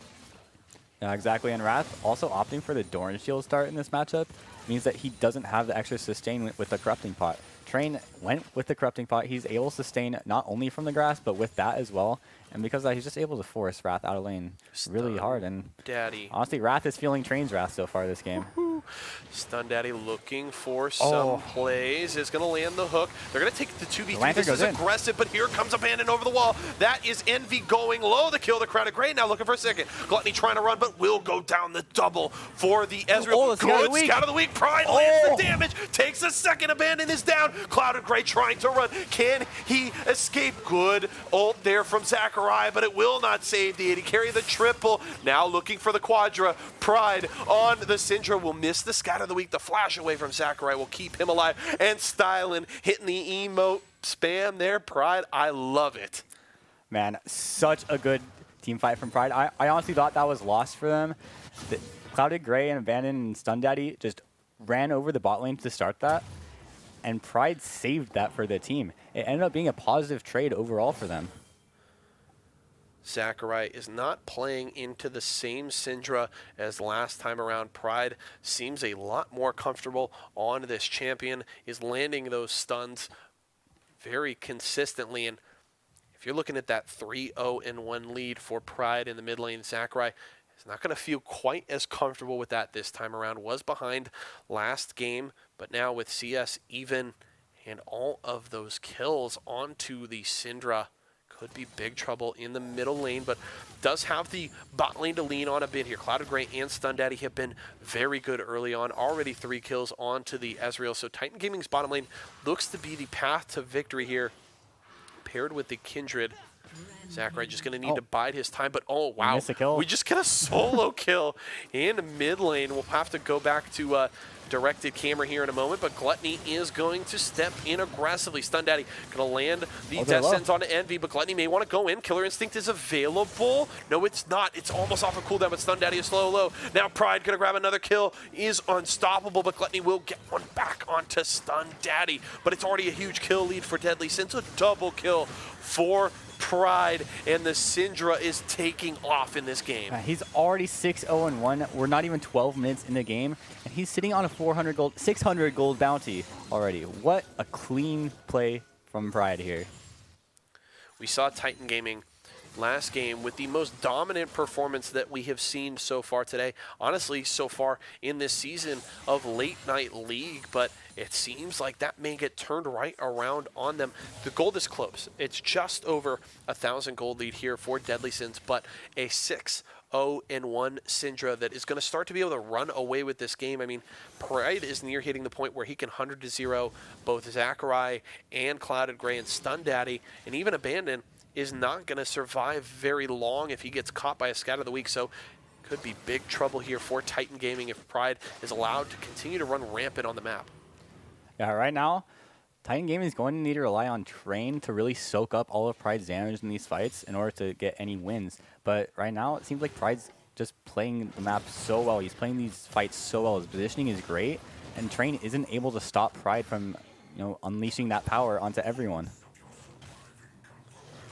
Train continuing to build a lead here, up over 60 CS in the top lane, and Wrath is going to have to rely on the team play to get things going. Greed looking to go top side, but jumps onto the wrong side there of Train as nearly going down. Clouded Gray was one shot away. Stun Daddy is going to land the death sentence. There's a true shot barrage. It only really lands onto Envy, but it won't matter. Gluttony's going to fall to Abandon. The Nami is low, going to get jumped on, and the double kill for the Rengar as Abandon is getting going. That really good play from Abandon there, recognizing that his AD carry is kind of getting forced out, but you could also say it was a good bait from Clouded Gray. Gluttony already committed the Killer Instinct to try and kill him, but just a great play from Abandon there. The most calculated of baits there. Cloud Gray going, don't worry, he'll auto-attack me. I'll have 7 health left. I'll be fine. Just come bot lane. Exactly. That's when you just type in all chat, calculated, or... He's just, I mean, he was Alan in The Hangover there, coming down the escalator, all the equations around him. He's like, I got this. I did the math. I'm going to be fine. 2 kills going over to Abandon's. Rengar going to feel good. Titan Gaming recognizing that their win condition right now is around this bottom lane that has been very dominant early. And it's huge, too, because Gluttony has been a big win condition for Deadly Sin, so continuing to keep the Kaisa down is going to be extra helpful for Titan Gaming. So as long as they can get ahead enough down there and then focus Pride in the fights, could be a way for Titan Gaming to get back into the Stun Daddy. Wants to get after Pride. They want this shutdown goal flash. Death sentence. The stun is actually going to come through for the Syndra, and he is going to get the ultimate on Zachary. Just survives. That's the shutdown for Abandon. Here comes the teleport from Wrath. Excuse me. I keep doing that. Flashes over the wall to escape. Doesn't even use the unstoppable force. Now they're trying to get onto Greed. Death sentence will miss. This Kindred able to hop away, trying to auto attack on it. Abandon. There's the unstoppable force. Good ult from Greed will keep him alive, but he won't survive long. The 3v2, good play. Greed flashes away. Can't Train get him. That's the shutdown. As down goes Abandon. Here comes Gluttony. He wants to assist in this fight, but it looks like Titan will back away before Gluttony fully arrives to this fight. We'll have to see. It's 3v4. No, 4v4 in mid, actually. No, 3v4, excuse me, as Pride is on his way back from base. So Deadly Sins needs to put up a stellar defense here. They're able to clear out the wave. No unstoppable force from Wrath means there's not quite the go button from Deadly Sins that they need to start a fight. Now, Titan Gaming almost finding a clean 3 kills there, but Gluttony just barely getting that return kill with that Void Seeker to get the kill back onto Abandon and probably deter them from going towards a potential objective. Deadly Sins wants to get pushing in mid lane. Void Seeker lands onto Train. He's fairly low on mana. Pride gonna just miss with the stun there. Stun Daddy getting onto Wrath, but that's not the target that you want to hook, but he doesn't have the ultimate. That's huge. True Shot Barrage lands onto 2. Here comes Clouded Gray. Great has to run away, but will still fall. Pride gets the kill onto Abandon, but that's still the double for the Ezreal. Here comes Titan Gaming. Tessence just short there from Stun Daddy, but they look to push mid. Another scout of the week will miss. They're going to be able to take down this tower almost for sure, but actually the wave gets cleared out so fast. Bubble on the train. He's in trouble. He's going to go down. Gluttony with the kill on the Kaisa. That train not tanky enough to handle the turret right there, but I can't actually believe how quickly they cleared that minion wave, and that's what opened up that kill to come for Deadly Sins on the back end of that fight. Uh-oh, stun onto Zachary. Does force out the barrier there as he was afraid that Pride was going to continue to step forward, but Pride low on mana isn't going to be that big of a threat for now, but could go get the blue buff from his team and boost that up. Cloud of Grey going to head down to clean up a minion wave here and possibly look to pressure. We're approaching 17 minutes now. We haven't actually seen a tower fall. Rift Herald was grabbed. I can't see the scoreboard, so I don't know who has it. But Abandon is going to take down the blue buff there. Now pressure mid from Deadly Sins. There's the Silent Ultimate coming out. There he is. And Train did have the right skin, by the way. I'm a little late here, but he is coming in on the Pain Train and doesn't land it onto either member there. So we have... Oh, there's the Rift Herald coming out. Rift Herald, okay, dropped by Greed there in the top lane. in top. So that is going to be that tower almost going down for sure. Abandon is nearby, and Train soon to follow. The tower will... Oh, barely survives. fall. One more auto from Rift Herald? No, it actually doesn't go down. It just barely survives, as you said. Just a sliver of health on that tower. Greed has to back off. One more auto attack from Greed would have taken that down, but So he close. recognized that he needed to get out if he wanted to survive there. So close. Thank you, observers. Appreciate you guys doing all your great work back there. Thumbs up. Love you guys. Red buff going to be taken there by Greed, and now Train is actually looking to grab first tower top side. Response is coming from the Kindred, so it may not go down here. The Kindred should be able to clear out this wave. So still, no towers going down. We're getting near the 20-minute mark. Gold is close. 1,500 to 1,600 gold lead here for Titan. Stun Daddy wants to go in. Is going to catch out Gluttony. Good descent. Catches the Kaisa, but here comes the response. Clouded Gray comes in. Abandon grabs the kill. Envy can't escape from the cat, and Sakurai grabs his first of the game. This will mean now double mountains already stacked up onto Titan, looking to add an Infernal. Titan Gaming really showing their mastery of these champs. Abandon finding so many ways to jump onto these members of Deadly Sins from the brush, using that Rengar passive and getting that leap to pick up the kill on the Nami at the end there. Titan Gaming finally nabbing the first tower of the game. Train able to grab the tier 1 top side. We'll start that up. Stun Daddy going to take some damage there from Pride. The hook will miss as Greed trying to hop away.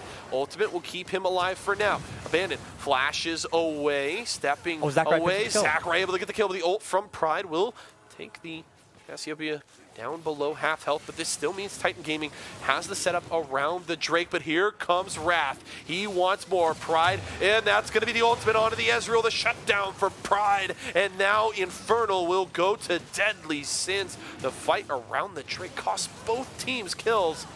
Deadly Sins wins out in the end. Titan Gaming perhaps going a bit too hard, knowing that the jungler of Deadly Sins was down, tried to go in, kill this Infernal Drake, but took just too much damage, and Deadly Sins really kind of capitalizing on that mistake from Titan Gaming, that overstay, and picking up an Infernal Drake for themselves. Kills now dead even. A 4,000, gold lead just about for Titan Gaming as they continue to control this game. We have eclipsed the 20-minute mark, so Baron is on the table. That will be an objective we start to play around very soon, as both of these teams have the DPS to take that down fairly quickly. Cassiopeia, a great damage dealer on Baron, paired with the Ezreal, should burn that down fairly quickly. And again, we've got Kaisa and Kindred paired together for Deadly Sins. So that objective will be a point of contention very soon. Deadly Sins seeming like they really like playing this double 80 carry comp. They brought it out again, and it's been working out well for them. It seems like Kindred hasn't exactly popped off in a lot of these team fights, but as the game keeps going and they start scaling a bit, they're going to be huge in some of these late game team fights. Oh, another beautiful distance there from Stun Daddy. Gets the flay on a 2. There's the axe from Train. The ultimate from the Ezreal, the true shot barrage, nearly takes down Greed. He will limp away with barely any health. Stun from Pride will slow down Train there, but it's still 1-for-0 in favor of Titan as they look to pressure mid. The tower is so low, and without the Kindred here in Wrath, so low. Good wave clear there from Pride. Should delay this tower take, but if Train tanks it up, they can take it. But last time he tried to do that, got caught by a bubble and taken down, but he's going to step forward. They will take the tower. That one goes over to Titan, their third, as they have knocked down mid-tier 1. Now Wrath probably having to back up. Bandit jumping in. He will take down Greed. Can't even respond. The ultimate not available, and the jungler is dead. Do they look to go for the Baron? They haven't moved in that direction. Looks like they're going to rotate bot lane, try and take a 4th tower. Yeah, Greed even in the chat saying, holy moly, LOL. So much damage coming out from the Rengar. When you build Duskblade or Drakthar first, you do so much damage early, especially when there's no armor built on the other side. That lethality paying dividends for Abandon right here. Abandon was very good on the Lee Sin last game and having another great performance here on the Rengar, showing up very big for his team as they're looking to push this one back. Deadly Sins look to have control in the early part of the mid game, but Titan Gaming has punched back a couple of great fights for themselves. Those 2 Mountain Drakes allowing them to work through these towers very quickly, and they're continuing to pressure on the map. Now with Clouded Grey and Zacharai down bot lane, Abandon possibly looking to set up to catch somebody rotating to bot. Oh, nice. Double Gonna stun. get stunned.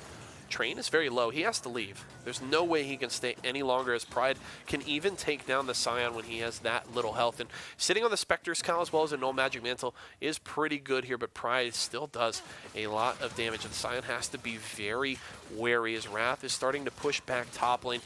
Deadly Sins needs to take some towers. They have barely, I mean, they've touched the top and middle towers, but they have not been able to knock those down yet, and that means just so much more of the map is available to Titan Gaming.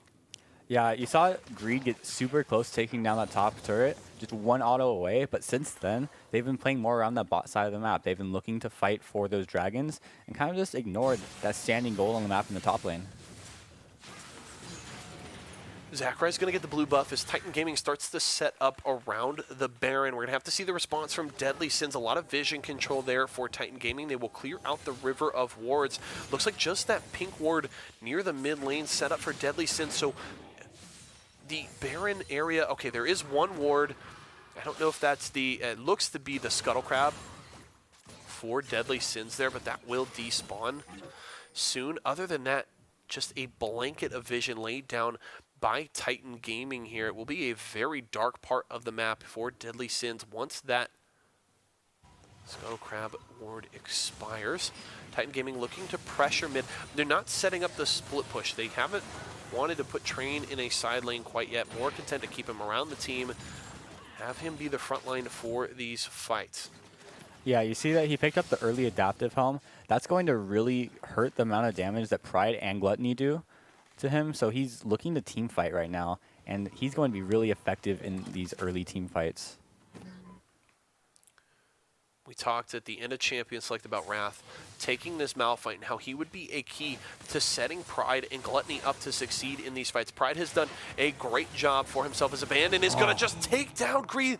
The Lamb's Respite is available this time, but Greed just dies so quickly. Here comes the Scion looking to get to the backline. Gluttony going to get out some damage with Contestants on Envy. He's in big trouble. He's going to take the axe from Train. Down goes Pride, and here comes Titan Gaming. Wrath wants to possibly get an ultimate here, but he doesn't have any backup. It's just Gluttony, and it would be so risky for the Kai'Sa to go in. Zacharai doing a lot of damage. Flash in from Gluttony. He can't finish off the kill. Now Wrath has to zone away the Clouded Grey. Going to get 1 kill. He's going to get 2 as down goes Gluttony. The ace for Titan Gaming, and they're looking to push into the base. Man, so well played from Clouded Grey right there. Gets the Arcane Shift out at the last moment to avoid the CC that might have actually ended up killing him. Gluttony flashed forward at the exact same time as Clouded Grey Arcane shifted away. Barely saves life. That's going to be Inhibitor going over to them. And they have the double Mountain Drake. They're going to be able to pick up a Baron probably pretty soon. Greed is up, so there is Smite available for Deadly Sins, but certainly would be very risky for Greed to go for it. Looks like Titan is instead going to elect to go for the Infernal Drake now, prevent Deadly Sins from double stacking that and get 1 on their side as well. Really at this point with the lead that they have built up near, they're at about 9,000 gold ahead in this game. They can really take any fight they want, so if I'm Titan Gaming, you can go and just set up around Baron and force a fight. You tell Deadly Sins, we're either going to take Baron or you're going to come fight us. You get to choose, but we're going to, I would say Titan is feeling very confident in that fighting ability. Yeah, I've actually been really impressed with Abandon's ability to maneuver these fights as the Rengar. Typically as an assassin, like the Rengar is really difficult to pop off in these fights, find the kills without really getting locked down and killed. But he's been doing such a good job, and part of that is because his lethality pickups are just shredding the members who haven't picked up armor yet on Deadly Sins. You see that Greed and Gluttony both have yet to pick up any armor in their kits. They instead opted for those Berserker's Greaves, those offensive items, and it's kind of resulted in Abandon popping off and killing them. Hard to see here as the Rengar has been very, very dangerous throughout this game. 6-4 and 8, sitting on 2.5 items now. Okay. Can we talk about the fact that Abandon has not built a jungle item? He's still sitting on the Tracker's Knife. That's it. He has just gone straight to his core item, says, I don't need Warrior. I'm just going to go right for a Duskblade and a Youmuu's. Yeah, I think he just wanted to get that early lethality since there was no armor coming in from the other side. Kind of decided not to go for his own jungle item, but Pride getting caught out here. Yeah, Pride will go gold, but still will go down. The kill to Zachary, who we mentioned earlier, Pride got that great early lead, had that triple kill near bottom lane, and we thought it might spell trouble for Zachary, but Zachary, again, has just, you know, you would talk about a quarterback under pressure, has just stood in the pocket well, has played under pressure, and has continued to perform only a single death right now as the Baron is secured for Titan Gaming, and they are set up to possibly push for a win. We're nearing the 28-minute mark, and Titan Gaming, now with 6 towers to 0, are looking to just finish off this game. The next fight they get, they've got a wave pressuring bot lane, and with Cloud of Grey rotating down there, that should fall quickly. Train for Titan is up top side looking to pressure the inhibitor. Wrath there to contest, but that is still a very big sign that Wrath cannot deal with all that well. All right, now the Baron buff for Titan Gaming already netting them a turret. They're looking to push down towards these inhib turrets in top and bot lane. They already have the mid lane inhibitor down. Greed wants to get in here onto Train and keep him off of this tower as long as he can, but the pressure is coming bot lane from Titan Gaming. Abandon coming out of base, so it's still possibly an opportunity here from Deadly Sins if they realize to take a fight, but they may not go for it soon enough. 3 members of Titan pushing down on that bottom lane inhibitor tower as Train continues to pressure top side. Wave clear coming out from Deadly Sins will delay the push for now.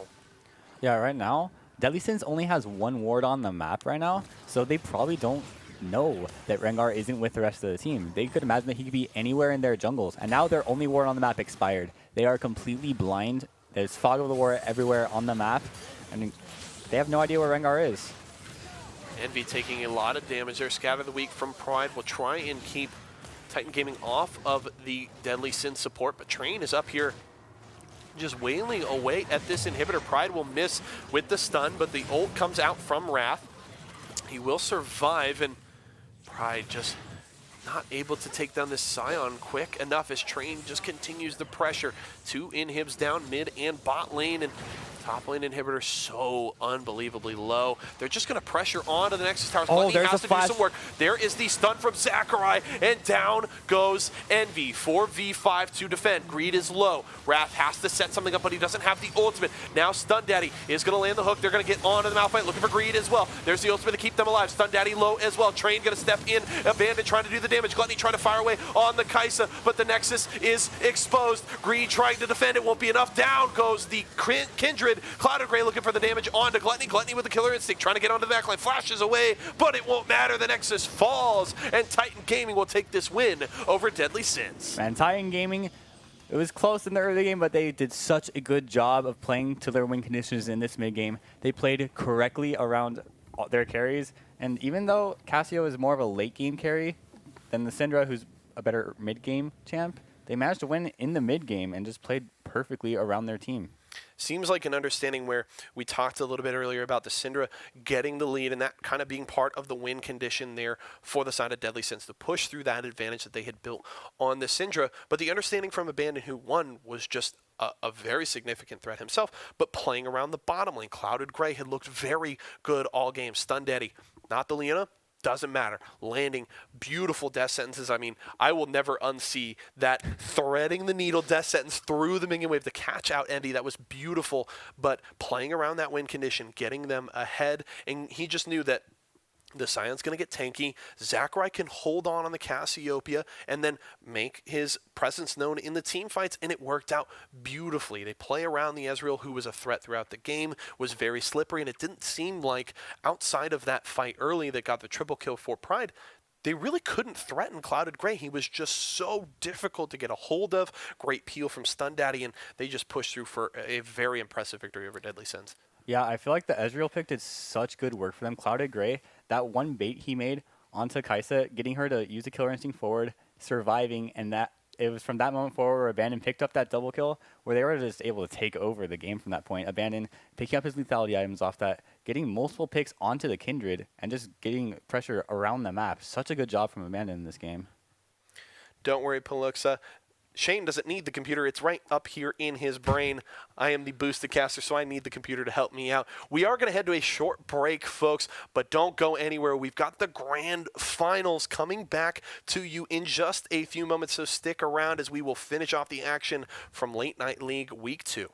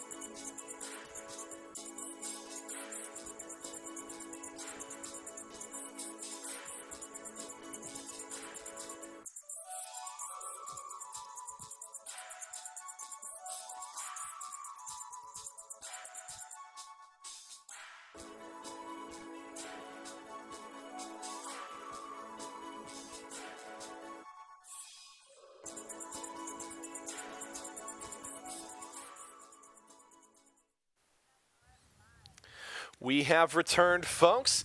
JC Asa McDonough, Shane Seal Erickson, as we look to close out week number 2 of Late Night League Season 2. We've seen a lot of action throughout the day. Has been very, very fun. But as we look to finish things off here with Boomba Time versus Asian Imports for the grand final here, any closing thoughts before we get into our last game?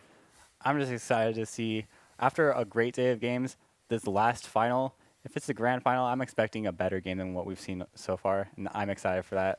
And here we are already in the game.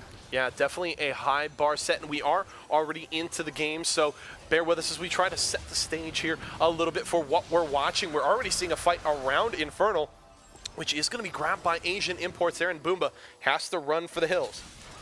Good flag and drag. Cataclysm is actually going to catch 3 there. Boomba Bear going low. They will trade 1 back as Bear King falls now up to the top lane. EKL Boomba fighting against Polo Bear on the TK top, and he's going to fall. But we also saw a double kill for More Shoes Vager down near the Drake. So let's set the stage here. Gold, very close for these two teams. Kills, very close as well. More Shoes looking for another. Boomba Bane is going to drop. And another kill for Asian Imports. They're looking to take first tower. And More Shoes looking like he's already doing some work in this game. Picked up a double kill in the fight bot lane right there. Picked up another one on the backside, finding that Event Horizon on the Caitlyn and picking up the kill. We already saw big carry performances from More Shoes a week ago for Asian Imports. Was a big carry for them, so no surprise that he has been very huge for them to start off this game here against Boomba in the grand final. Already 4-2-1, sitting with that 300 gold bounty on his head, as well as the most CS in the game so far, looking to be a big threat here. We've already seen the Vigor be very, very scary tonight. The Primordial Burst does so much damage and can be very big trouble for Boomba Bane. The one interesting thing here, and we have to note though, Boomba has a composition put together that could be difficult for More Shoes to deal with. Really, the only targets he's going to be able to delete is the bottom lane, as Boomba Time, Boomba Bear, and EKL Boomba are going to be very hard to take down for the Vigor. Oh yeah, definitely. The Darius and the Nunu are going to be near impossible to take down. They're going to be really tanky. Darius already picking up those Merc Treads, and Nunu picking up the Spectre's Cowl along with the Merc Treads. These guys are already stacking the MR, knowing just how much damage More Shoes can do to them. I love the grungy Nunu skin since his rework here, and he's going to go for the ultimate. Bear King forced the flash away. Could be big trouble. It's going to be turned around there. More Shoes. Man, the Enchanted Crystal arrow coming from that second tier mid lane turret. Beautiful arrow coming from Kenazito right there. But back to the important things, the grungy Nunu skin for Boomba Bear. It reminds me a little Monsters Inc.-esque. I feel a little Mike and Sully there. So definitely love that skin. But Rift Herald going to be grabbed here by Asian Imports, continuing to try and build on that lead as Boomba Beast trapped in the baby cage, and More Shoes will have to back away, thankful to Boomba Time there, as he will keep Boomba Beast away from getting deleted by the Vigor. Now he wants more though. Bear King over the wall, going to look for the flag and drag. That's going to land. No, it doesn't actually get the knockup, but still Boomba Time is going low. He's burning from the Ignite. The Cataclysm will finish it off. More Shoes survives, and down goes the Vlad. And a really good gank there from Bear King. Doesn't quite land the knockup with the flag and drag, but it doesn't matter. He still gets the damage off. Here comes the snowball. That's going to be the knockup onto Polo Bear. Oh, Spiky here for the assist. It's 2v3. EKL Boomba has to back away. Polo Bear very low. Boomba Beast comes in. That's the kill for the Darius. He's got the double. He's going for the triple, looking for the quadra. It's just the triple, as only 3 are there. Math is not my strong suit, but that is okay. Rift Herald in mid will take the mid tower. Get a charge onto the tier 2, and Boomba Bane will take that one down. Man, this Darius already popping off so hard in this game. Scoreline of 6-1-0 at 15 minutes. This guy's got a huge bounty on his head. And this is a Conqueror Darius, you see. This guy's going to be doing big damage as this game goes on. The Nunu clearing out the red buff. We'll munch that one down. And blue buff going to be handed over to More Shoes by Bear King. Over 15 minutes in the game. So tower plates are down 2 towers to 1 in favor of Asian Imports. And they are building that lead on top of More Shoes Vigor. He's sitting at an item and a half. Already has a Luden's Echo as well as his Sorcerer's Shoes. Looking to continue to scale there. We've got the Blade of the Rune King early buy here from Kenazito on the Ashe, and looking most likely for his Zeal item next. Boomba Time has to run this Ashe, doing some good damage there. Ooh. That's going to be the Enchanted Crystal Arrow onto the Vlad. Will just mean Boomba Time has to pull away to escape from the Ashe there, and he will return it to base as Spiky headed down to bottom lane to work with Kenazito to get the push going here. The Arrow will spot out Boomba Time, but only as he finishes his back, so he will escape to safety. And now the next move here from Boomba. We need to see where they want to respond. They're clearing out some wards in their own jungle. May go to contest this Ocean Drake. Already 2 elementals on the side of Asian Imports. Possibly looking for a third here. Here comes the snowball from Boomba Bear. Oh, forced to flash away as he gets caught by the Veigar. Tidal Wave is perfect, comboed with the J4. They're going to catch Boomba Beast. He will use the stopwatch, but it won't keep him alive. The double kill for the Ashe, and things are going wrong so fast for Boomba. Polar Bear with the tongue lash over the wall. Boomba Time will be able to pull away, and Asian Imports turns back for their 3rd elemental Drake. Yeah, already looking to pick up that 2nd Ocean Drake of the game. Ocean Drake is typically one of those really good early game Drakes, one of those that's good for laning, so it's pretty good to pick up several early on in the game. It's going to help them as they siege later on in the game, and maybe even help them as they try to start and bait some Barons. Going to make it so difficult now for Boomba to force Asian Imports back to base. If you don't kill them, they're going to sustain so quickly and get back up to full health with this double-stacked Ocean Drake that it's just going to be difficult to keep them off of the map. Oh. Goodbye, Boomba. Bane, more shoes with the kill, his 6th. Oh now my his God. 7th as he takes down the Sona, and the Veigar is going off. 1 kill now to Spiky as they take the tier 2 tower, and here comes Asian Imports, not waiting. They're looking for an inhibitor tower. Here comes the Nunu to try and get a knock at Boomba Bear. This is so risky. The Nunu's in trouble. He's going to activate the ultimate, but Kenazito grabs the kill. 4-1 and 6 on the Ashe. There goes the inhib tower. The inhib soon to follow, and Asian Imports building on the lead in mid will break the base of Boomba pre-20 minutes. Man, such a good job of Asian Imports pushing this lead, and more shoes finding the event horizons, finding these kills on the big carries, and he's already got 7, 2, and 4 as a scoreline at 18 minutes in. He's got 600 gold bounty. This guy is playing great. Got the Void Staff here, recognizing with the double Spirit Visage purchase by the Boomba top side, recognizing that he needs that magic penetration to continue to be a threat to everybody on the map, and that will continue. He gets that magic penetration. It just means nobody on Boomba can feel safe if the Veigar is around. EKL Boomba trying to chase down Polar Bear. I love the emote from Polar Bear, and then he has to flash away from the spin. Yeah, the exactly. BM wins games. That's my philosophy. I mean, it seems to be working for Asian Imports here. Definitely. Give me some more emote spams. Yeah, another thing is this Vladimir is opting for a 2nd item, Spirit Visage. You could tell from his itemization, the Spectre's Cowl and the Ruby Crystal are going towards that. So the Void Staff paying dividends for more shoes. Another member picking up that early MR, and that's just going to be ignored by the Void Staff. Definitely such a big threat here. More shoes on the Veigar. Boomba Time has to be so afraid of what he can do. With Baron spawning in just over 15 seconds now, Asian Imports starting to set up around that objective.